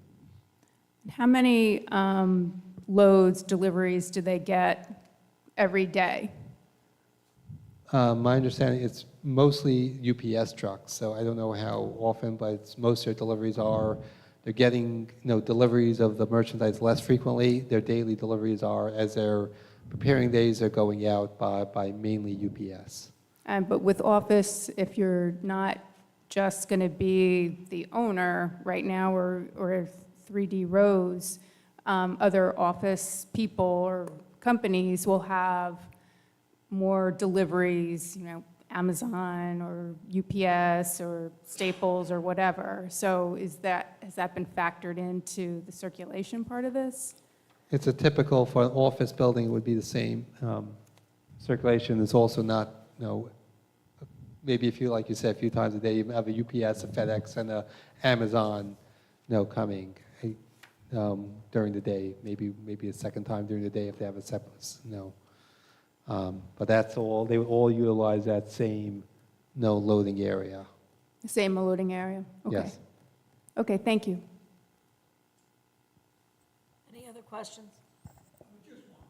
The operation of those office spaces is going to be run in the developer. Yes, they will, what was that? I'm not sure what the name of the business is. It would be part of, the printing business, but there's other businesses as well. So I'm aware they have other office space they're leasing now. I've met him in other office space. So he would move that, he intends to move his office into this building. So it would be no owner occupied, and anything he's leasing out, they would be managing as well. Thank you. I was going to call our planner next, but it seems like you have a lot of questions on the architect, so I think I'm going to skip, if the board doesn't mind, and call up our architect so we can address those questions and comments. And Mr. Marza, just to go back to your question, so traffic safety also looks at the circulation pattern as well as Mr. Peters does as well. So they take a look, make sure that the trucks they adequately have enough radius to come in, go out.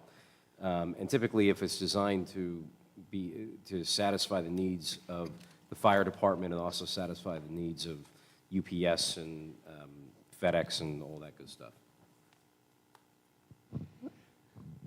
There you go. Thank you. If we can have our architect sworn in. Please raise your right hand. Do you swear or affirm to tell the truth, the whole truth, and nothing but the truth? Okay. All right. Please state your name and spell your last for the record. Miriam Davis, D-A-V-I-S. All right. Licensed architect in the state of New Jersey, project architect at Gutvan Architecture. I have testified before this board before. All right. And the board accepts the credentials? Absolutely. Thank you. Welcome. Thank you. Can we pull up the full architectural set?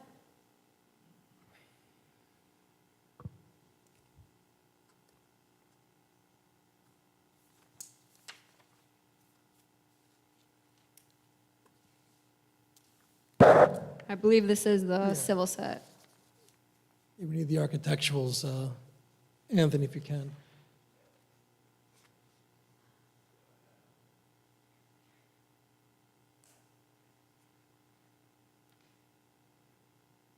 You don't have them? Yeah, we already looked at them. We already saw them.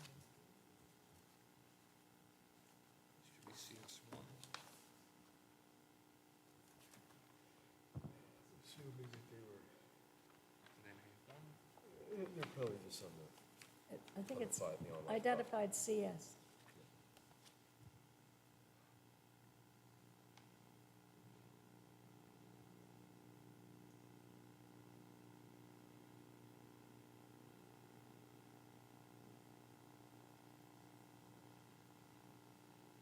That's That's it. That's just the rendering. I believe we submitted a full architectural set. Full set. We didn't see that one yet, but we did see this. Mr. Clee, is that your book bag? That's Laura's. Yeah. Oh, this is the edge, isn't it? This is the edge. That's not us.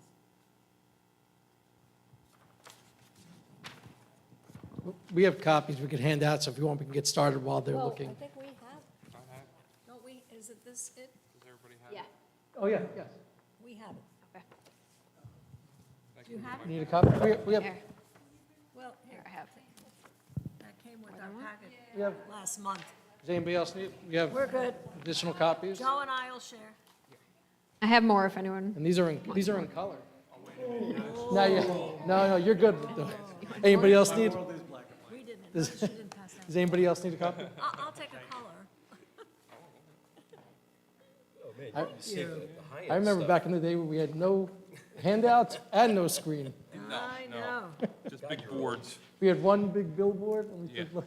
So. Anyway, Ms. Davis, if you can, you heard the questions and the comments. If you can, walk us through the architecturals and address whatever comments. Yes. the Okay, board so the project is located on North County Line Road. The project consists of an addition to an existing single-story building. The proposed addition includes an increase in floor area on the first floor, as you see on the right of the building, as well as the addition of 2 more stories. The total proposed gross floor area is 34,161 square feet. The first floor has an existing square footage of 16,496 square feet. That's divided between 2 spaces. So as testified to, the existing, what we're calling printing area, has a square footage of, the existing production area is 6,091 square feet, and then the area in the back, which is used for accessory storage to the printing company, is 11,796 square feet. One of the comments on the review letter was to indicate the amount of office area on the first floor. The office area is 750 square feet. You can see it's the lobby, stairs, and elevator in the front of the building, as well as the staircase on the right side of the building. The proposed second and third floor area is 7,762 square feet. If you see on the original architectural cover sheet, it said 8,079 square feet, but that was including the 2 porches, if you could see on the second and third floor. We are not proposing any alterations to the existing buildings. The only alterations are the inclusion of a new sprinkler room that will service the building, as well as the lobby, staircase, and elevators. So the proposed addition on the first floor includes, that hallway that was addressed by Mr. Portnoy leading to the loading area in the back. We also added new bathrooms and a lobby entrance with a stair at the back of the building. Going to the second floor, so the second floor is subdivided currently into 6 office suites. There are also public bathrooms and storage utility spaces, as well as the balcony. And the third floor, which is what was designed as owner-occupied space, the entire third floor will be used by the owner, and it includes offices, a conference room, bathrooms, and a balcony. The building height, the proposed building height is 38 foot 5.5 square feet. We are requesting a height variance to be able to maintain adequate clearance between floors for an efficient structural and mechanical system, while being able to maintain 9.5 foot ceiling height that is appropriate for a Class A office building. Can we pull up the rendering? I'll go over the materials.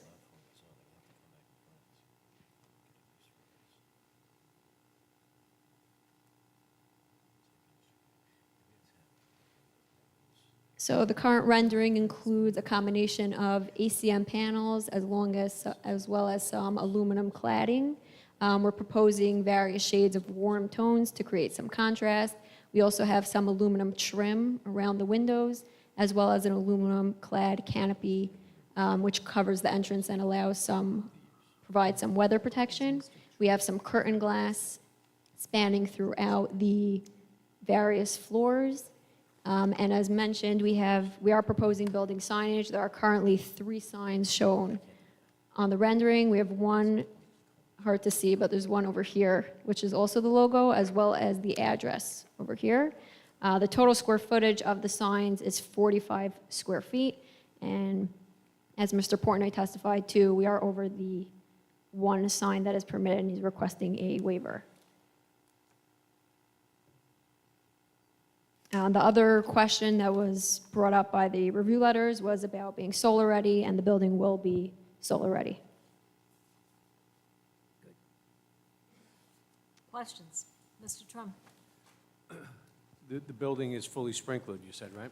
Correct. It will It will be. It's not currently sprinkled. We are proposing a sprinkler system. The It warehouse, will too? be. I'm sure the warehouse. The height variance, is that because of the parapet that you put up No, on the roof? parapets are not included in building height per zoning code. In order to maintain, we're trying to propose a Class A, as you see by the rendering, a very nice Class A looking building. In order to get the 9.5-foot ceiling height that's, typical and, expected in a Class A building, it's not feasible with a 35-foot height. So is there going to be any parapet on this building? Yes, yeah, we are proposing a parapet. I believe it's shown on the elevation sheet. Sheet A6. Sheet A6 shows the 3-foot-high parapet above the roof, and then the area right over the entrance goes up a foot higher, giving a 4-foot-high parapet in that area. So that'll make it 39 feet. Well, the parapet's not included in I the understand, technical building height, but yes, it will be We're- taller. We're looking at I think we're looking at the concern about anything more than 40 feet in the. Yeah, end. Madam Chair, I Yes. think sometimes what the fire department wants to know is, how tall is it from the ground to get over the That's top of the right. parapet? That's right. So let's stop worrying about whether or not it's a D variance or not. Let's give real dimensions. It's 38.5 feet to the roof of the building, and then in certain areas, it'd be 4 foot higher than that. Is that correct? Correct. Thank you. Good, 'cause- that's what we needed to know. Yeah, the fire department-wise, parapets are a good thing, Yes, because they help protect people, so. it's a good thing, but we have fire equipment that only goes so high. Correct. Let me see. There's one other thing I had here. The warehouse is going to be fully uncompartmented? Because you have lines drawn on one of them, like it's different So bays. it's existing as is. The lines, I think, are just grid lines where like the girders are above. There are a few walls, if you see in the front space. We have a couple walls. Again, no changes are proposed to those areas. So, wide open storage. The that's it. back space is wide open storage, correct? Okay, and, The back 2/3 is wide open. The back front building. third is Yeah, the the back printing building. area. the original building. And most of the front building is also open space. Yeah. I mean, I like the numbers that you put there. I think it's great. Because again, what the fire officials and police have been very grateful because it's hard at night address. to see. So they're going to be backlit numbers, I'm They can, assuming? yeah. Going to what Mr. Rogers had asked, the name of the building, is that going to be in Hebrew? No. You see here, again, you go back to the rendering, the 3D Rose logo is currently shown. You could see Yeah, it and easily. I don't mind. If it's going to be in Hebrew, that's fine. No, I'm- no. You As a could see it better responder, on the colored one. yeah, I saw the one thing, but what I'm saying is, if you do, I would request that you just come back and ask for a waiver on that to put dual, because we need to start accessing that. I mean, beautiful building, but 10 years from now, there's going to be 20 of them up and down the road, so we need. a The little- address is very important, the address so numbers. Little English on there, too. Otherwise, It Mr. will all be in Bernstein said English. we need to change what we read, but that doesn't work. But it's just something to consider down the road. Okay. And that's it, thank you. Anyone else? Ms. DeBarza? Thank you. So the owner is going to be on the second floor or the third floor? Third floor. You And- see the third floor is fully functions as one tenant space. The second floor is fit out for multiple businesses. Well, you have a bunch of offices on the third floor, so that's for some of the people that are currently. Correct, a in the- supervisor, yeah, Okay. all functioning under the same company. Okay, so could we go to the second floor then and Sure. speak about the suites? Yep. So you have Suite 3, Suite 4, Suite 5, and then you have office spaces in those as well? Yep. So what is the suite exactly? The suite is one company would rent out one suite and, One utilize suite it with as. those two dual offices? Correct. Is that the Yeah. intent? So there's just to be sure here, so we have one suite? The one- 6 suites. There are a total of 6 suites? Okay. Is there an elevator there? Yes, there's a proposed new elevator at the front lobby. I was noticing that you have, the materials are coming in at that back corner to a staircase. If Mason is delivering a pallet of white copy paper, that's heavy. Wonder how that's going to go from that back corner to the elevator. I hope there's an agreement that they can use the open space to get their pallet to the elevator, because that's going to be some walk upstairs with their business materials. I'm sure the owner would be okay with them using the front, to get to the front elevator. And as far as your statement that 9.5 feet is what is Class A, since when? Well, in my experience, doing office buildings, we typically never go below 9.5 feet. You could have an old office building that was around for a while, you have 8-foot ceilings, that's not desirable for tenant rent. There are a lot of office buildings, and if you want to have appeal, we try to design it as nice as possible, and 9.5 is the standard in the industry of what's the lowest that you would go. But you could go to 9 feet, you could stay under that height variance. Well, no, because even the 9 feet would gain you 1.5 feet, which would still be over the building height. And 9 feet is not desirable, but even 9 feet, you wouldn't be able to get to that height. There's spacing, I think, just to clarify, I think you're asking, there's then, in between each floor of the 9 or 9.5 feet, they need additional space, mechanicals, et Air cetera. conditioning, heat. Madam Chair? Ms. Davis, could the ceiling height be lowered to 8 feet, which is, I think, what's in this building, and meet the height requirement in the zone? I mean, technically, but I don't believe a new office building would be constructed and be able to rent out suites with an 8-foot ceiling That's height. not the question I asked you. At 8-foot ceiling heights, as the architect, would this building be less than 35 feet tall? Yes, Pardon? yes. Thank you. Thank you. Mr. Mars, I think the point, and I don't want to speak for the applicant, but we seem to be parsing words here. If there's a standard for rentability or what we like, that's great. You can build an office building at 8 feet. You can build it at 8.5, 9, 9.5, you can build it at 12 feet, I guess. At the end of the day, while the witness testified that's, they call it Class A office space, that's not a standard in the Jackson Township Land Use Ordinance. I think that differentiation is important. Do I think having 9.5-foot ceiling spaces in offices is great? Sure. At the end of the day, our ordinance doesn't easily reconcile that when you get above 2 stories. We've seen 38 feet, 5 7/8 inches on literally handfuls of applications between the Planning and Zoning Board in the last 10 years. So it's not unheard of, but it's not a land use requirement in Jackson Township. Which is why we've asked for the variance. It is the industry standard, however. Yes. And the buildings we have been doing in the last maybe 4 or 5 years, what they're terming a Class A, industry standard now is 9.5 feet. Correct. Minimum. Correct. I just want to go back to that point, I'm sorry. But the testimony is you're going to rent suites out, Correct. so that's going to be is that for long-term leases or? The intent is that the entire second floor will be available for businesses to rent, up to 6 businesses in these square footage.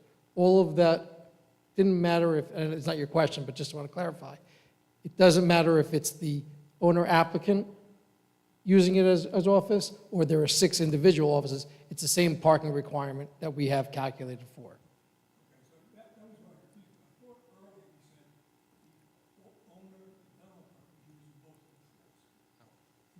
the floors. No, he's utilizing the first floor for the printing business and the third floor for his own office, for the business. Second floor is available for rent as a Class A office space. I have one more question. The occupancy, how many? are we- Occupant load? Yeah, I wrote it down. I believe you said like 22 or something like that? For, you want to know for the warehouse or for the offices? Total. Let's go with the offices. Okay, so again, I calculated per building code. So building code requires you to count the balconies as 1 per 15 square feet. The balconies here are only going to be used by the offices, but there's no exception to that in the building code. So the occupant load that I'm going to say now is going to be a lot higher than what it will function as, but the occupant load of the second and third floors are 73, but 21 of those come from the porches. So I think it was about 52 of office space, and 21, which it's never going to be 21, but 21 just per building code standards. So for egress purposes, we obviously designed it to go with the max occupant load. Practicality purposes, that balcony is only used by the offices. So roughly 70, 73. If you want to go to the max, then yeah. And how many suites and offices are in this building? So we have the 6 suites on the second floor, and then the third floor is 1 owner-occupied suite. It looks like a lot more when I look at it. Well, it's One of individual, the it's fully thing- fit out, so it's, per Per his his- staffing requirements, that's what it's divided up. For into. rental purposes, it's difficult for somebody who owns a building to know exactly how large an office is going to be at the end result. Because someone may desire to have an office that's 3 of those together, Correct. divided into a waiting room, waiting area. So we never stipulate in the end how many offices. It's the matter of the square footage regarding parking. That's the issue. We can't determine how many offices will be the end result there. That will depend on the owner and to whom he rents or she rents. Correct. So respectfully, Dr. Campbell, these plans really don't mean They anything. do not. Those walls are Except, I just would like to clarify, the There- testimony we've given on the third floor is that this is what the applicant needs. This is what he's proposing, this is what he's using it for his own business. The second floor, where we're showing the 6 suites, that's a general layout. If that shifted, if one person said they wanted to take suite 2 and suite 3 for one business, so yeah, we could get rid of that wall in between. It wouldn't affect the parking, wouldn't affect the capacity, the load, all that stuff. I think that the clarification, I think it would, what I'm hearing, the concern obviously would be the first floor, the printing business, and the third floor, because that's 2/3 of this building, how that's being utilized, and the testimony is exactly as we've given it. The one that's the unknown is really floor 2, which we've designed as 6 suites. I don't think you'd be able to make Yeah. much more suites out of it. I mean, So- they get to be pretty small. But down the road, if this building sells in 5 years, all those walls mean nothing. So then what do we need a second floor for at all? Why wouldn't we just have the 1 floor and the third floor and make it two-story? Because, again, there's business. a whole part of, the business part of it, the ratables for the township, it makes it, there's a cost involved. I mean, again, so we went back to what the existing site looks like today. It's there, it's working, there's office space. We're trying to propose something much better and much nicer for the site, for the town. Yes, the applicant's in it for business. He's not doing this, he's not so altruistic. Yeah, But there So, is. Mr. Marzo, just to answer the question, so what happens in reality is that, let's say they go to get tenants for this facility, and one tenant says, you know what, I want to take 2 whole floors, or the whole thing, right?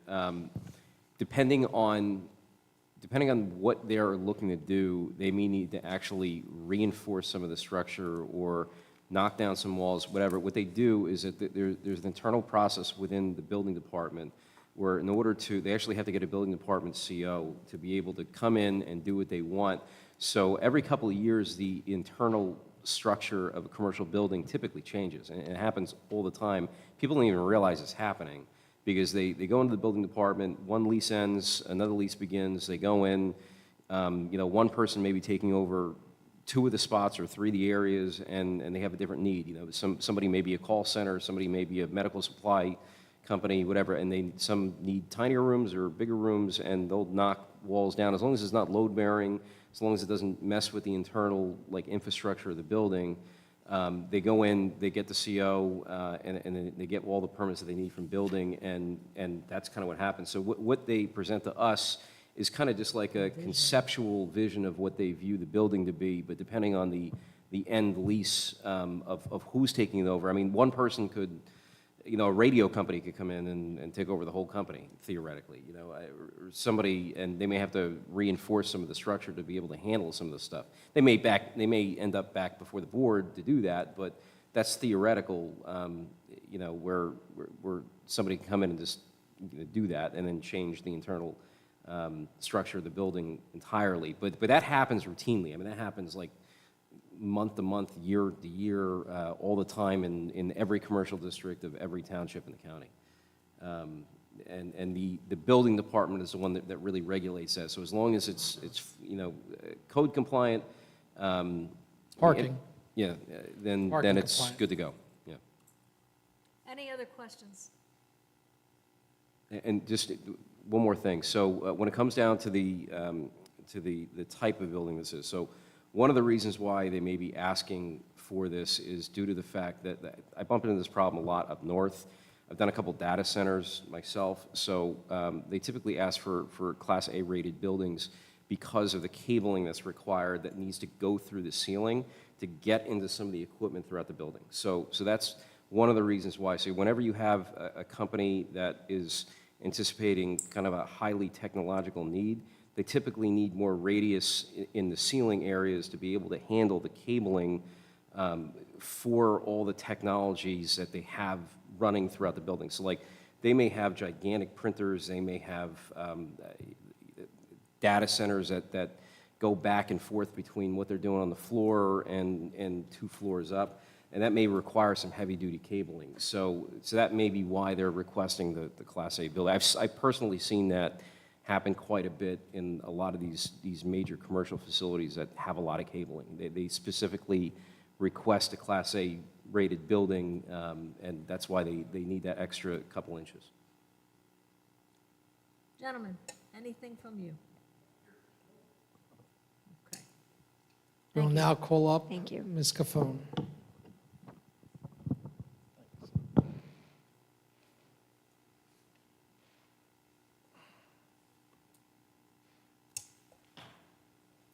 All right. Do you swear or affirm to tell the truth, the whole truth, and nothing but the truth?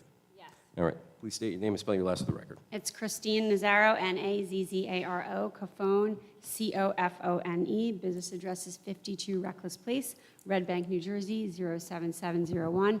I'm testifying this evening as a licensed professional planner. I've testified here in Jackson and over 400 other planning and zoning boards throughout the state of New Jersey. I teach planning and zoning courses for the Rutgers Center for Government Services, and my licenses are current and valid. Thank you. Welcome. Thank you. The board accepts the planner's Yes. credentials? So, good evening, Chairwoman and members of the board. For the record, Christine Cofone. I did have the opportunity in preparing to come here tonight to review the 2016 Planning Board action on this property. When you read the whereas findings in that, 2 of them read that the applicant submitted testimony that the current utilization of the site is for the printing on demand of novelties, trinkets, coffee cups, etc. And then the next whereas reads, the applicant testified that no manufacturing is conducted on the site. So I can tell you that as the applicant's planner, having had several conference calls on this with our project team, that is absolutely the desire of the applicant. I would imagine if the board is inclined to move favorably on this application, similar language could find its way into the resolution. I also, in preparing to come here tonight, specifically reviewed section 244-57, the highway commercial zone of your ordinance. I can tell you that it does list out, as Mr. Peters testified to earlier, 75 or so permitted uses, one of which is business offices, another of which, and at multiple times at subsection 34, as well as subsection 68, it reads combinations of 2 or more of the above permitted uses in one principal building. but then it also allows things like contractors' offices, showrooms, garages, warehouses, and shops, provided, however, that all materials and equipment are stored within a completely enclosed business or building. It allows for printing, lithography, publishing, or photocopying establishments, and then mini warehousing and self-storage. So I find nothing about what the applicant's use program that they're proffering to do this evening to be inconsistent or contrary to the HC zone. I do agree that we need a certain variance relief relative to the setback. Mr. Portnoy testified as to that we would not be coming closer than the required setback, but due to the fact that we have to take it off that wetland area, it is non-conforming. And then, of course, the building height, which was talked about extensively. I think that in this application, the board can grant bulk variance relief, or in any application, under the C1 or C2 section of the land use law. The C1 being the hardship, the C2 being the absence of any hardship. That's the flexible C, or if you find one or more purposes of the land use law would be applied.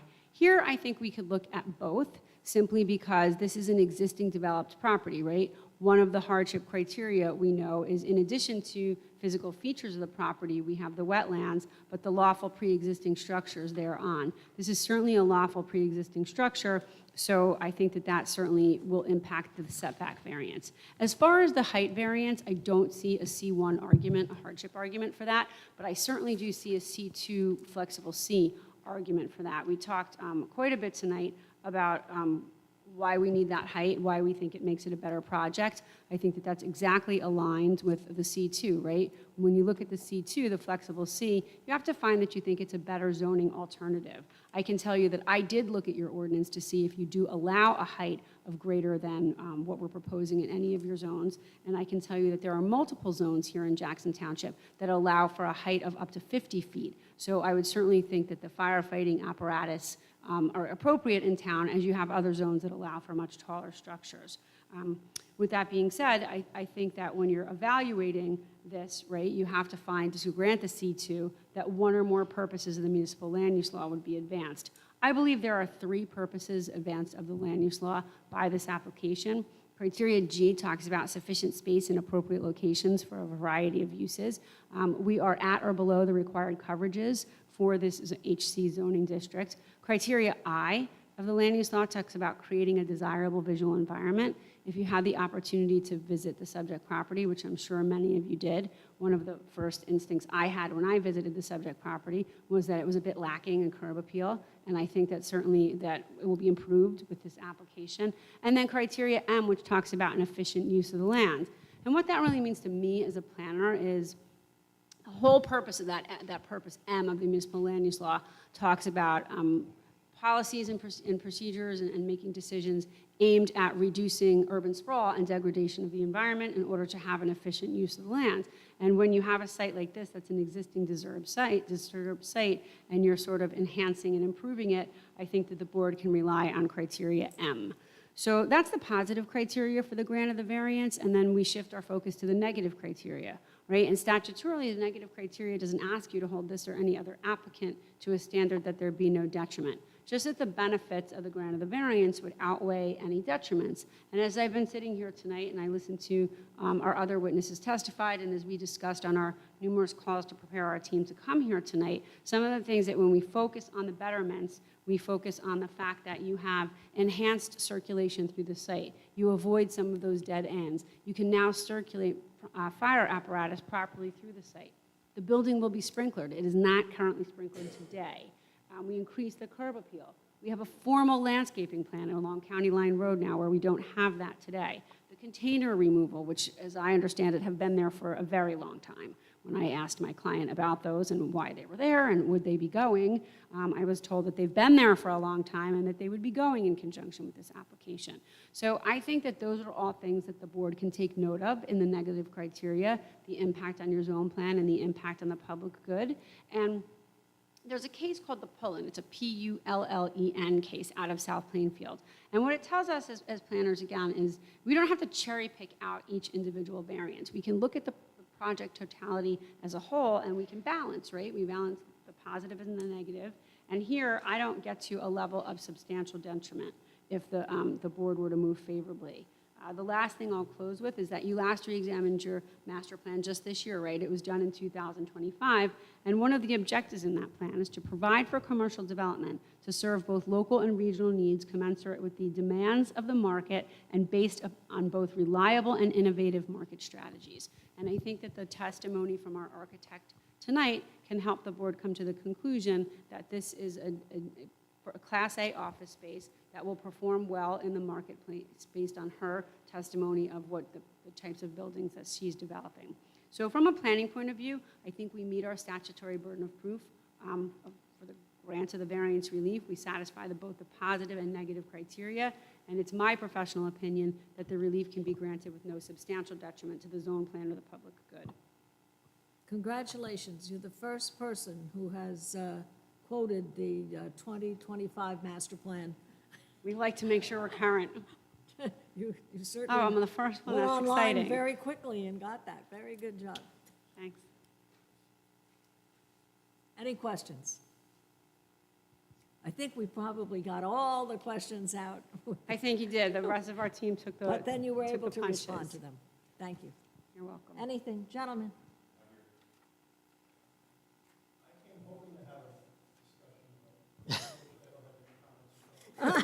Well, Mr. Peters does make himself available to us prior to the hearings, and I did speak with him. I emailed him over the weekend and called him bright and early this morning, so he was kind enough to return my call and speak with me today. I Smooth appreciate everything that. out in advance of tonight. How thoughtful. We try.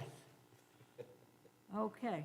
I have one more witness. I know the We board's have traffic. dying to hear from. Thank you. Traffic. Yes, Mr. Kennel, thank you. Oh, we got to do him again? Come on. You should get a cut.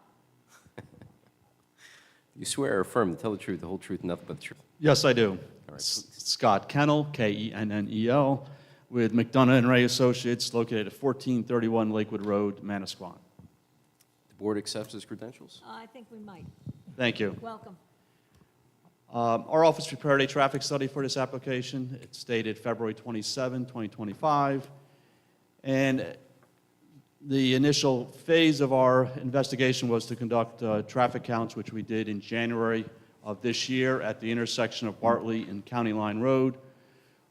They were done on Tuesday, January 28, and Wednesday, January 29th, and determined that the peak hour occurred from 8:45 to 9:45 and from 3:45 to 4:45 p.m.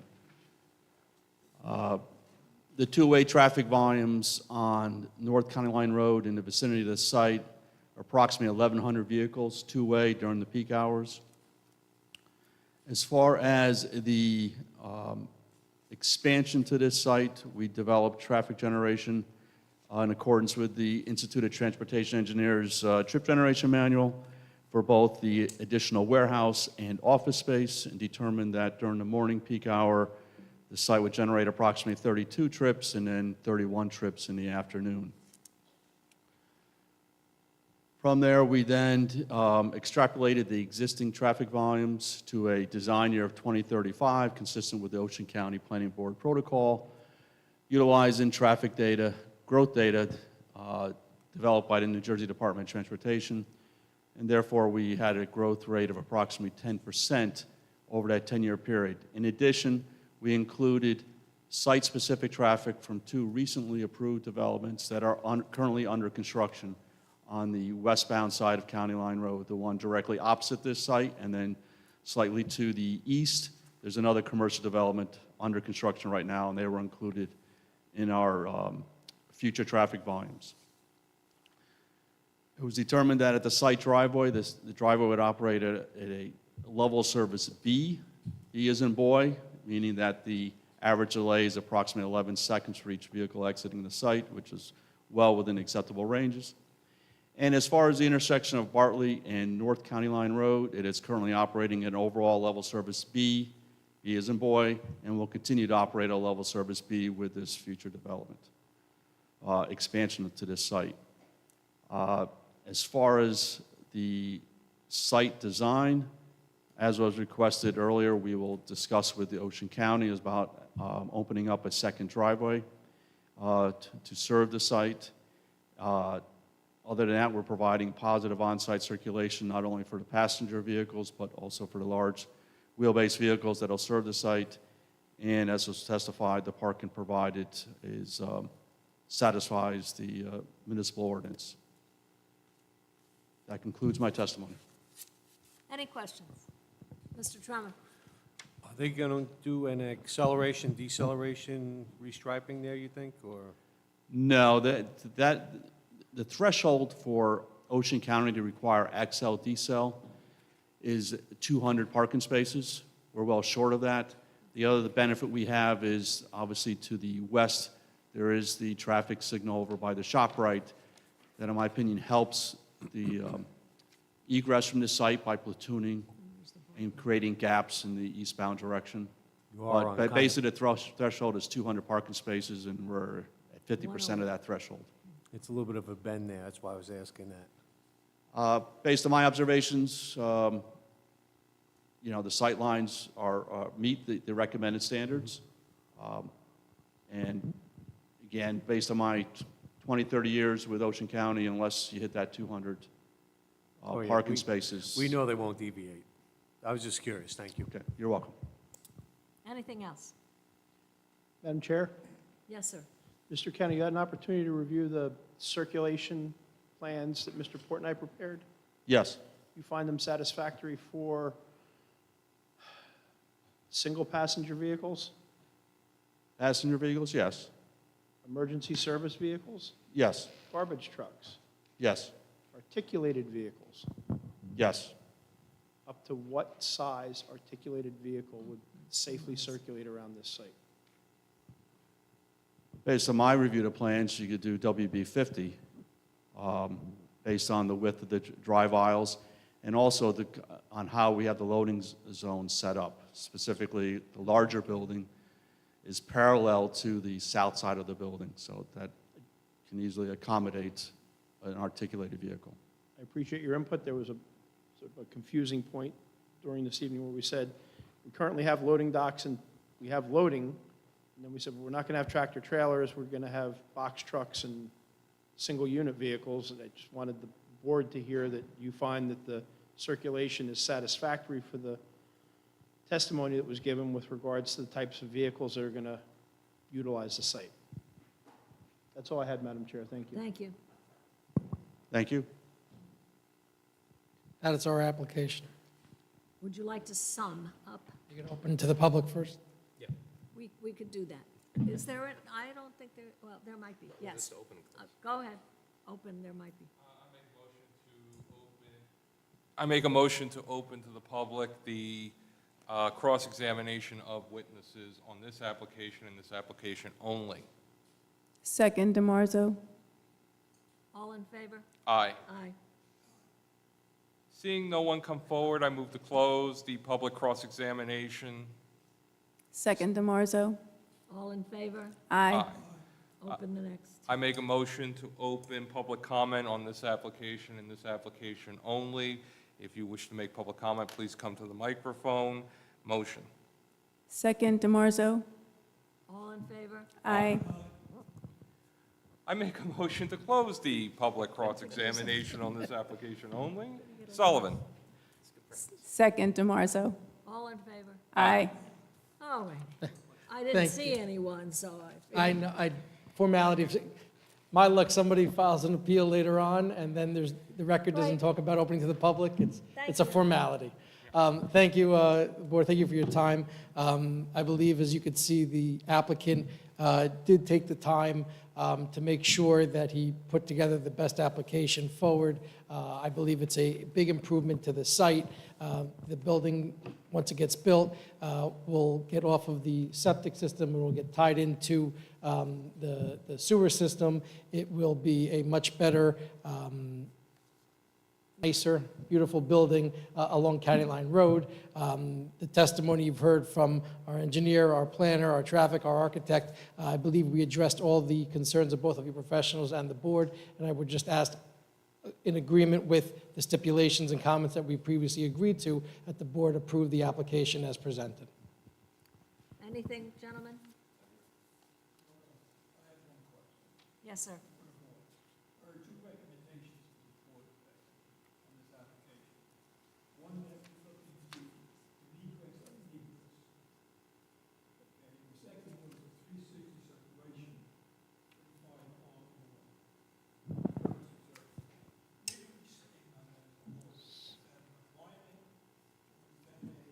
a suggestion. It's a suggestion. It's a suggestion because those things are based upon the county's,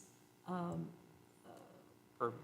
right now, the county does not allow for 2 driveways per business, and we're making that recommendation quite a bit now. But that's not something that they cannot attest to, and we cannot demand. So there's two different things going on. So, so with the driveway, with the ingress egress, it's the county that determines whether or not they get that or not. So what we're basically saying to the applicant is that, hey, you know, in gesture of good faith, make the request. If they get denied the request, then it'll basically fail safe back to what they proposed to us. But they're, as a gesture of good faith and as a condition of approval, they're going to make that 2 entry exit way request to the county to see if they can get it. So if the county approves it, they'll go with that, and Mr. Klee will do the engineering and work with that for the resolution compliance. And then with the 360 access, in a perfect world, we would love it. Due to the encumbrances on this property is a little bit impractical, but the legal standard for it is 270-degree radius. So I work with that with the township engineer, Mr. Cunliffe. We went over all the different standards and codes and administrative guidelines, and the end result of it is that 270-degree radius is pretty much the standard now for fire suppression. So as long as we get 270 or close to it, you know, the best that we can do it based upon the encumbrances on the property, that's kind of where we want to fall. That's why I asked if they can just go a little bit past it. It gives us It's a what we good need. suggestion. It's an excellent suggestion, and they have agreed that they will research that. But Correct. It will not keep them from going forward. And the applicant agrees, again, to explore both. Again, as indicated by the engineer before, there may be some topography issues that do not allow us to do that extra circulation, but we will happy to explore it, and that could be. Well, that's it, you can see the efforts there. Yes, yeah, we have no, again, if we can get it, it makes the building better. So we don't have an objection to it, just we don't want to have to then come back to the board if the county says no, or it's not feasible to get the circulation. That's all we'd ask. Thank you, Mr. Rogers, for that clarification. All right, we'll accept a motion. I'd like to make a motion to approve the application for Block 8401, Lot 5, 141 North County Line Road, LLC, with the variance requested as a C2 variance, level Section G, NJSA 40:55D-2, stating to provide sufficient space and appropriate locations for a variety of agricultural, residential, recreational, commercial, and industrial uses and open space, both public and private, according to the respective environmental requirements in order to meet the needs of all New Jersey citizens. Section I, to promote a desirable visual environment through creative development techniques and good civic design and arrangement. And Section M, to encourage coordination of the various public and private procedures and activities shaping land development with a view of lessening the cost of such development and to be more efficient for use of land. And with that, I make a motion to approve. Second, Dreamer. Have the vote, please. Mr. Marzo? No, I'm not convinced on the height variance, so I'm not approving. Thank you. Mr. Rogers? Yes. Mr. Treamer? Yes. Mr. Sullivan? Yes. Dr. Campbell? Yes. Thank you. Congratulations. Thank you. I'll accept a motion. I'd like to make a motion that we close the meeting. Sullivan? Second, DeMarzo? All in favor? Aye. Thank you. Have a nice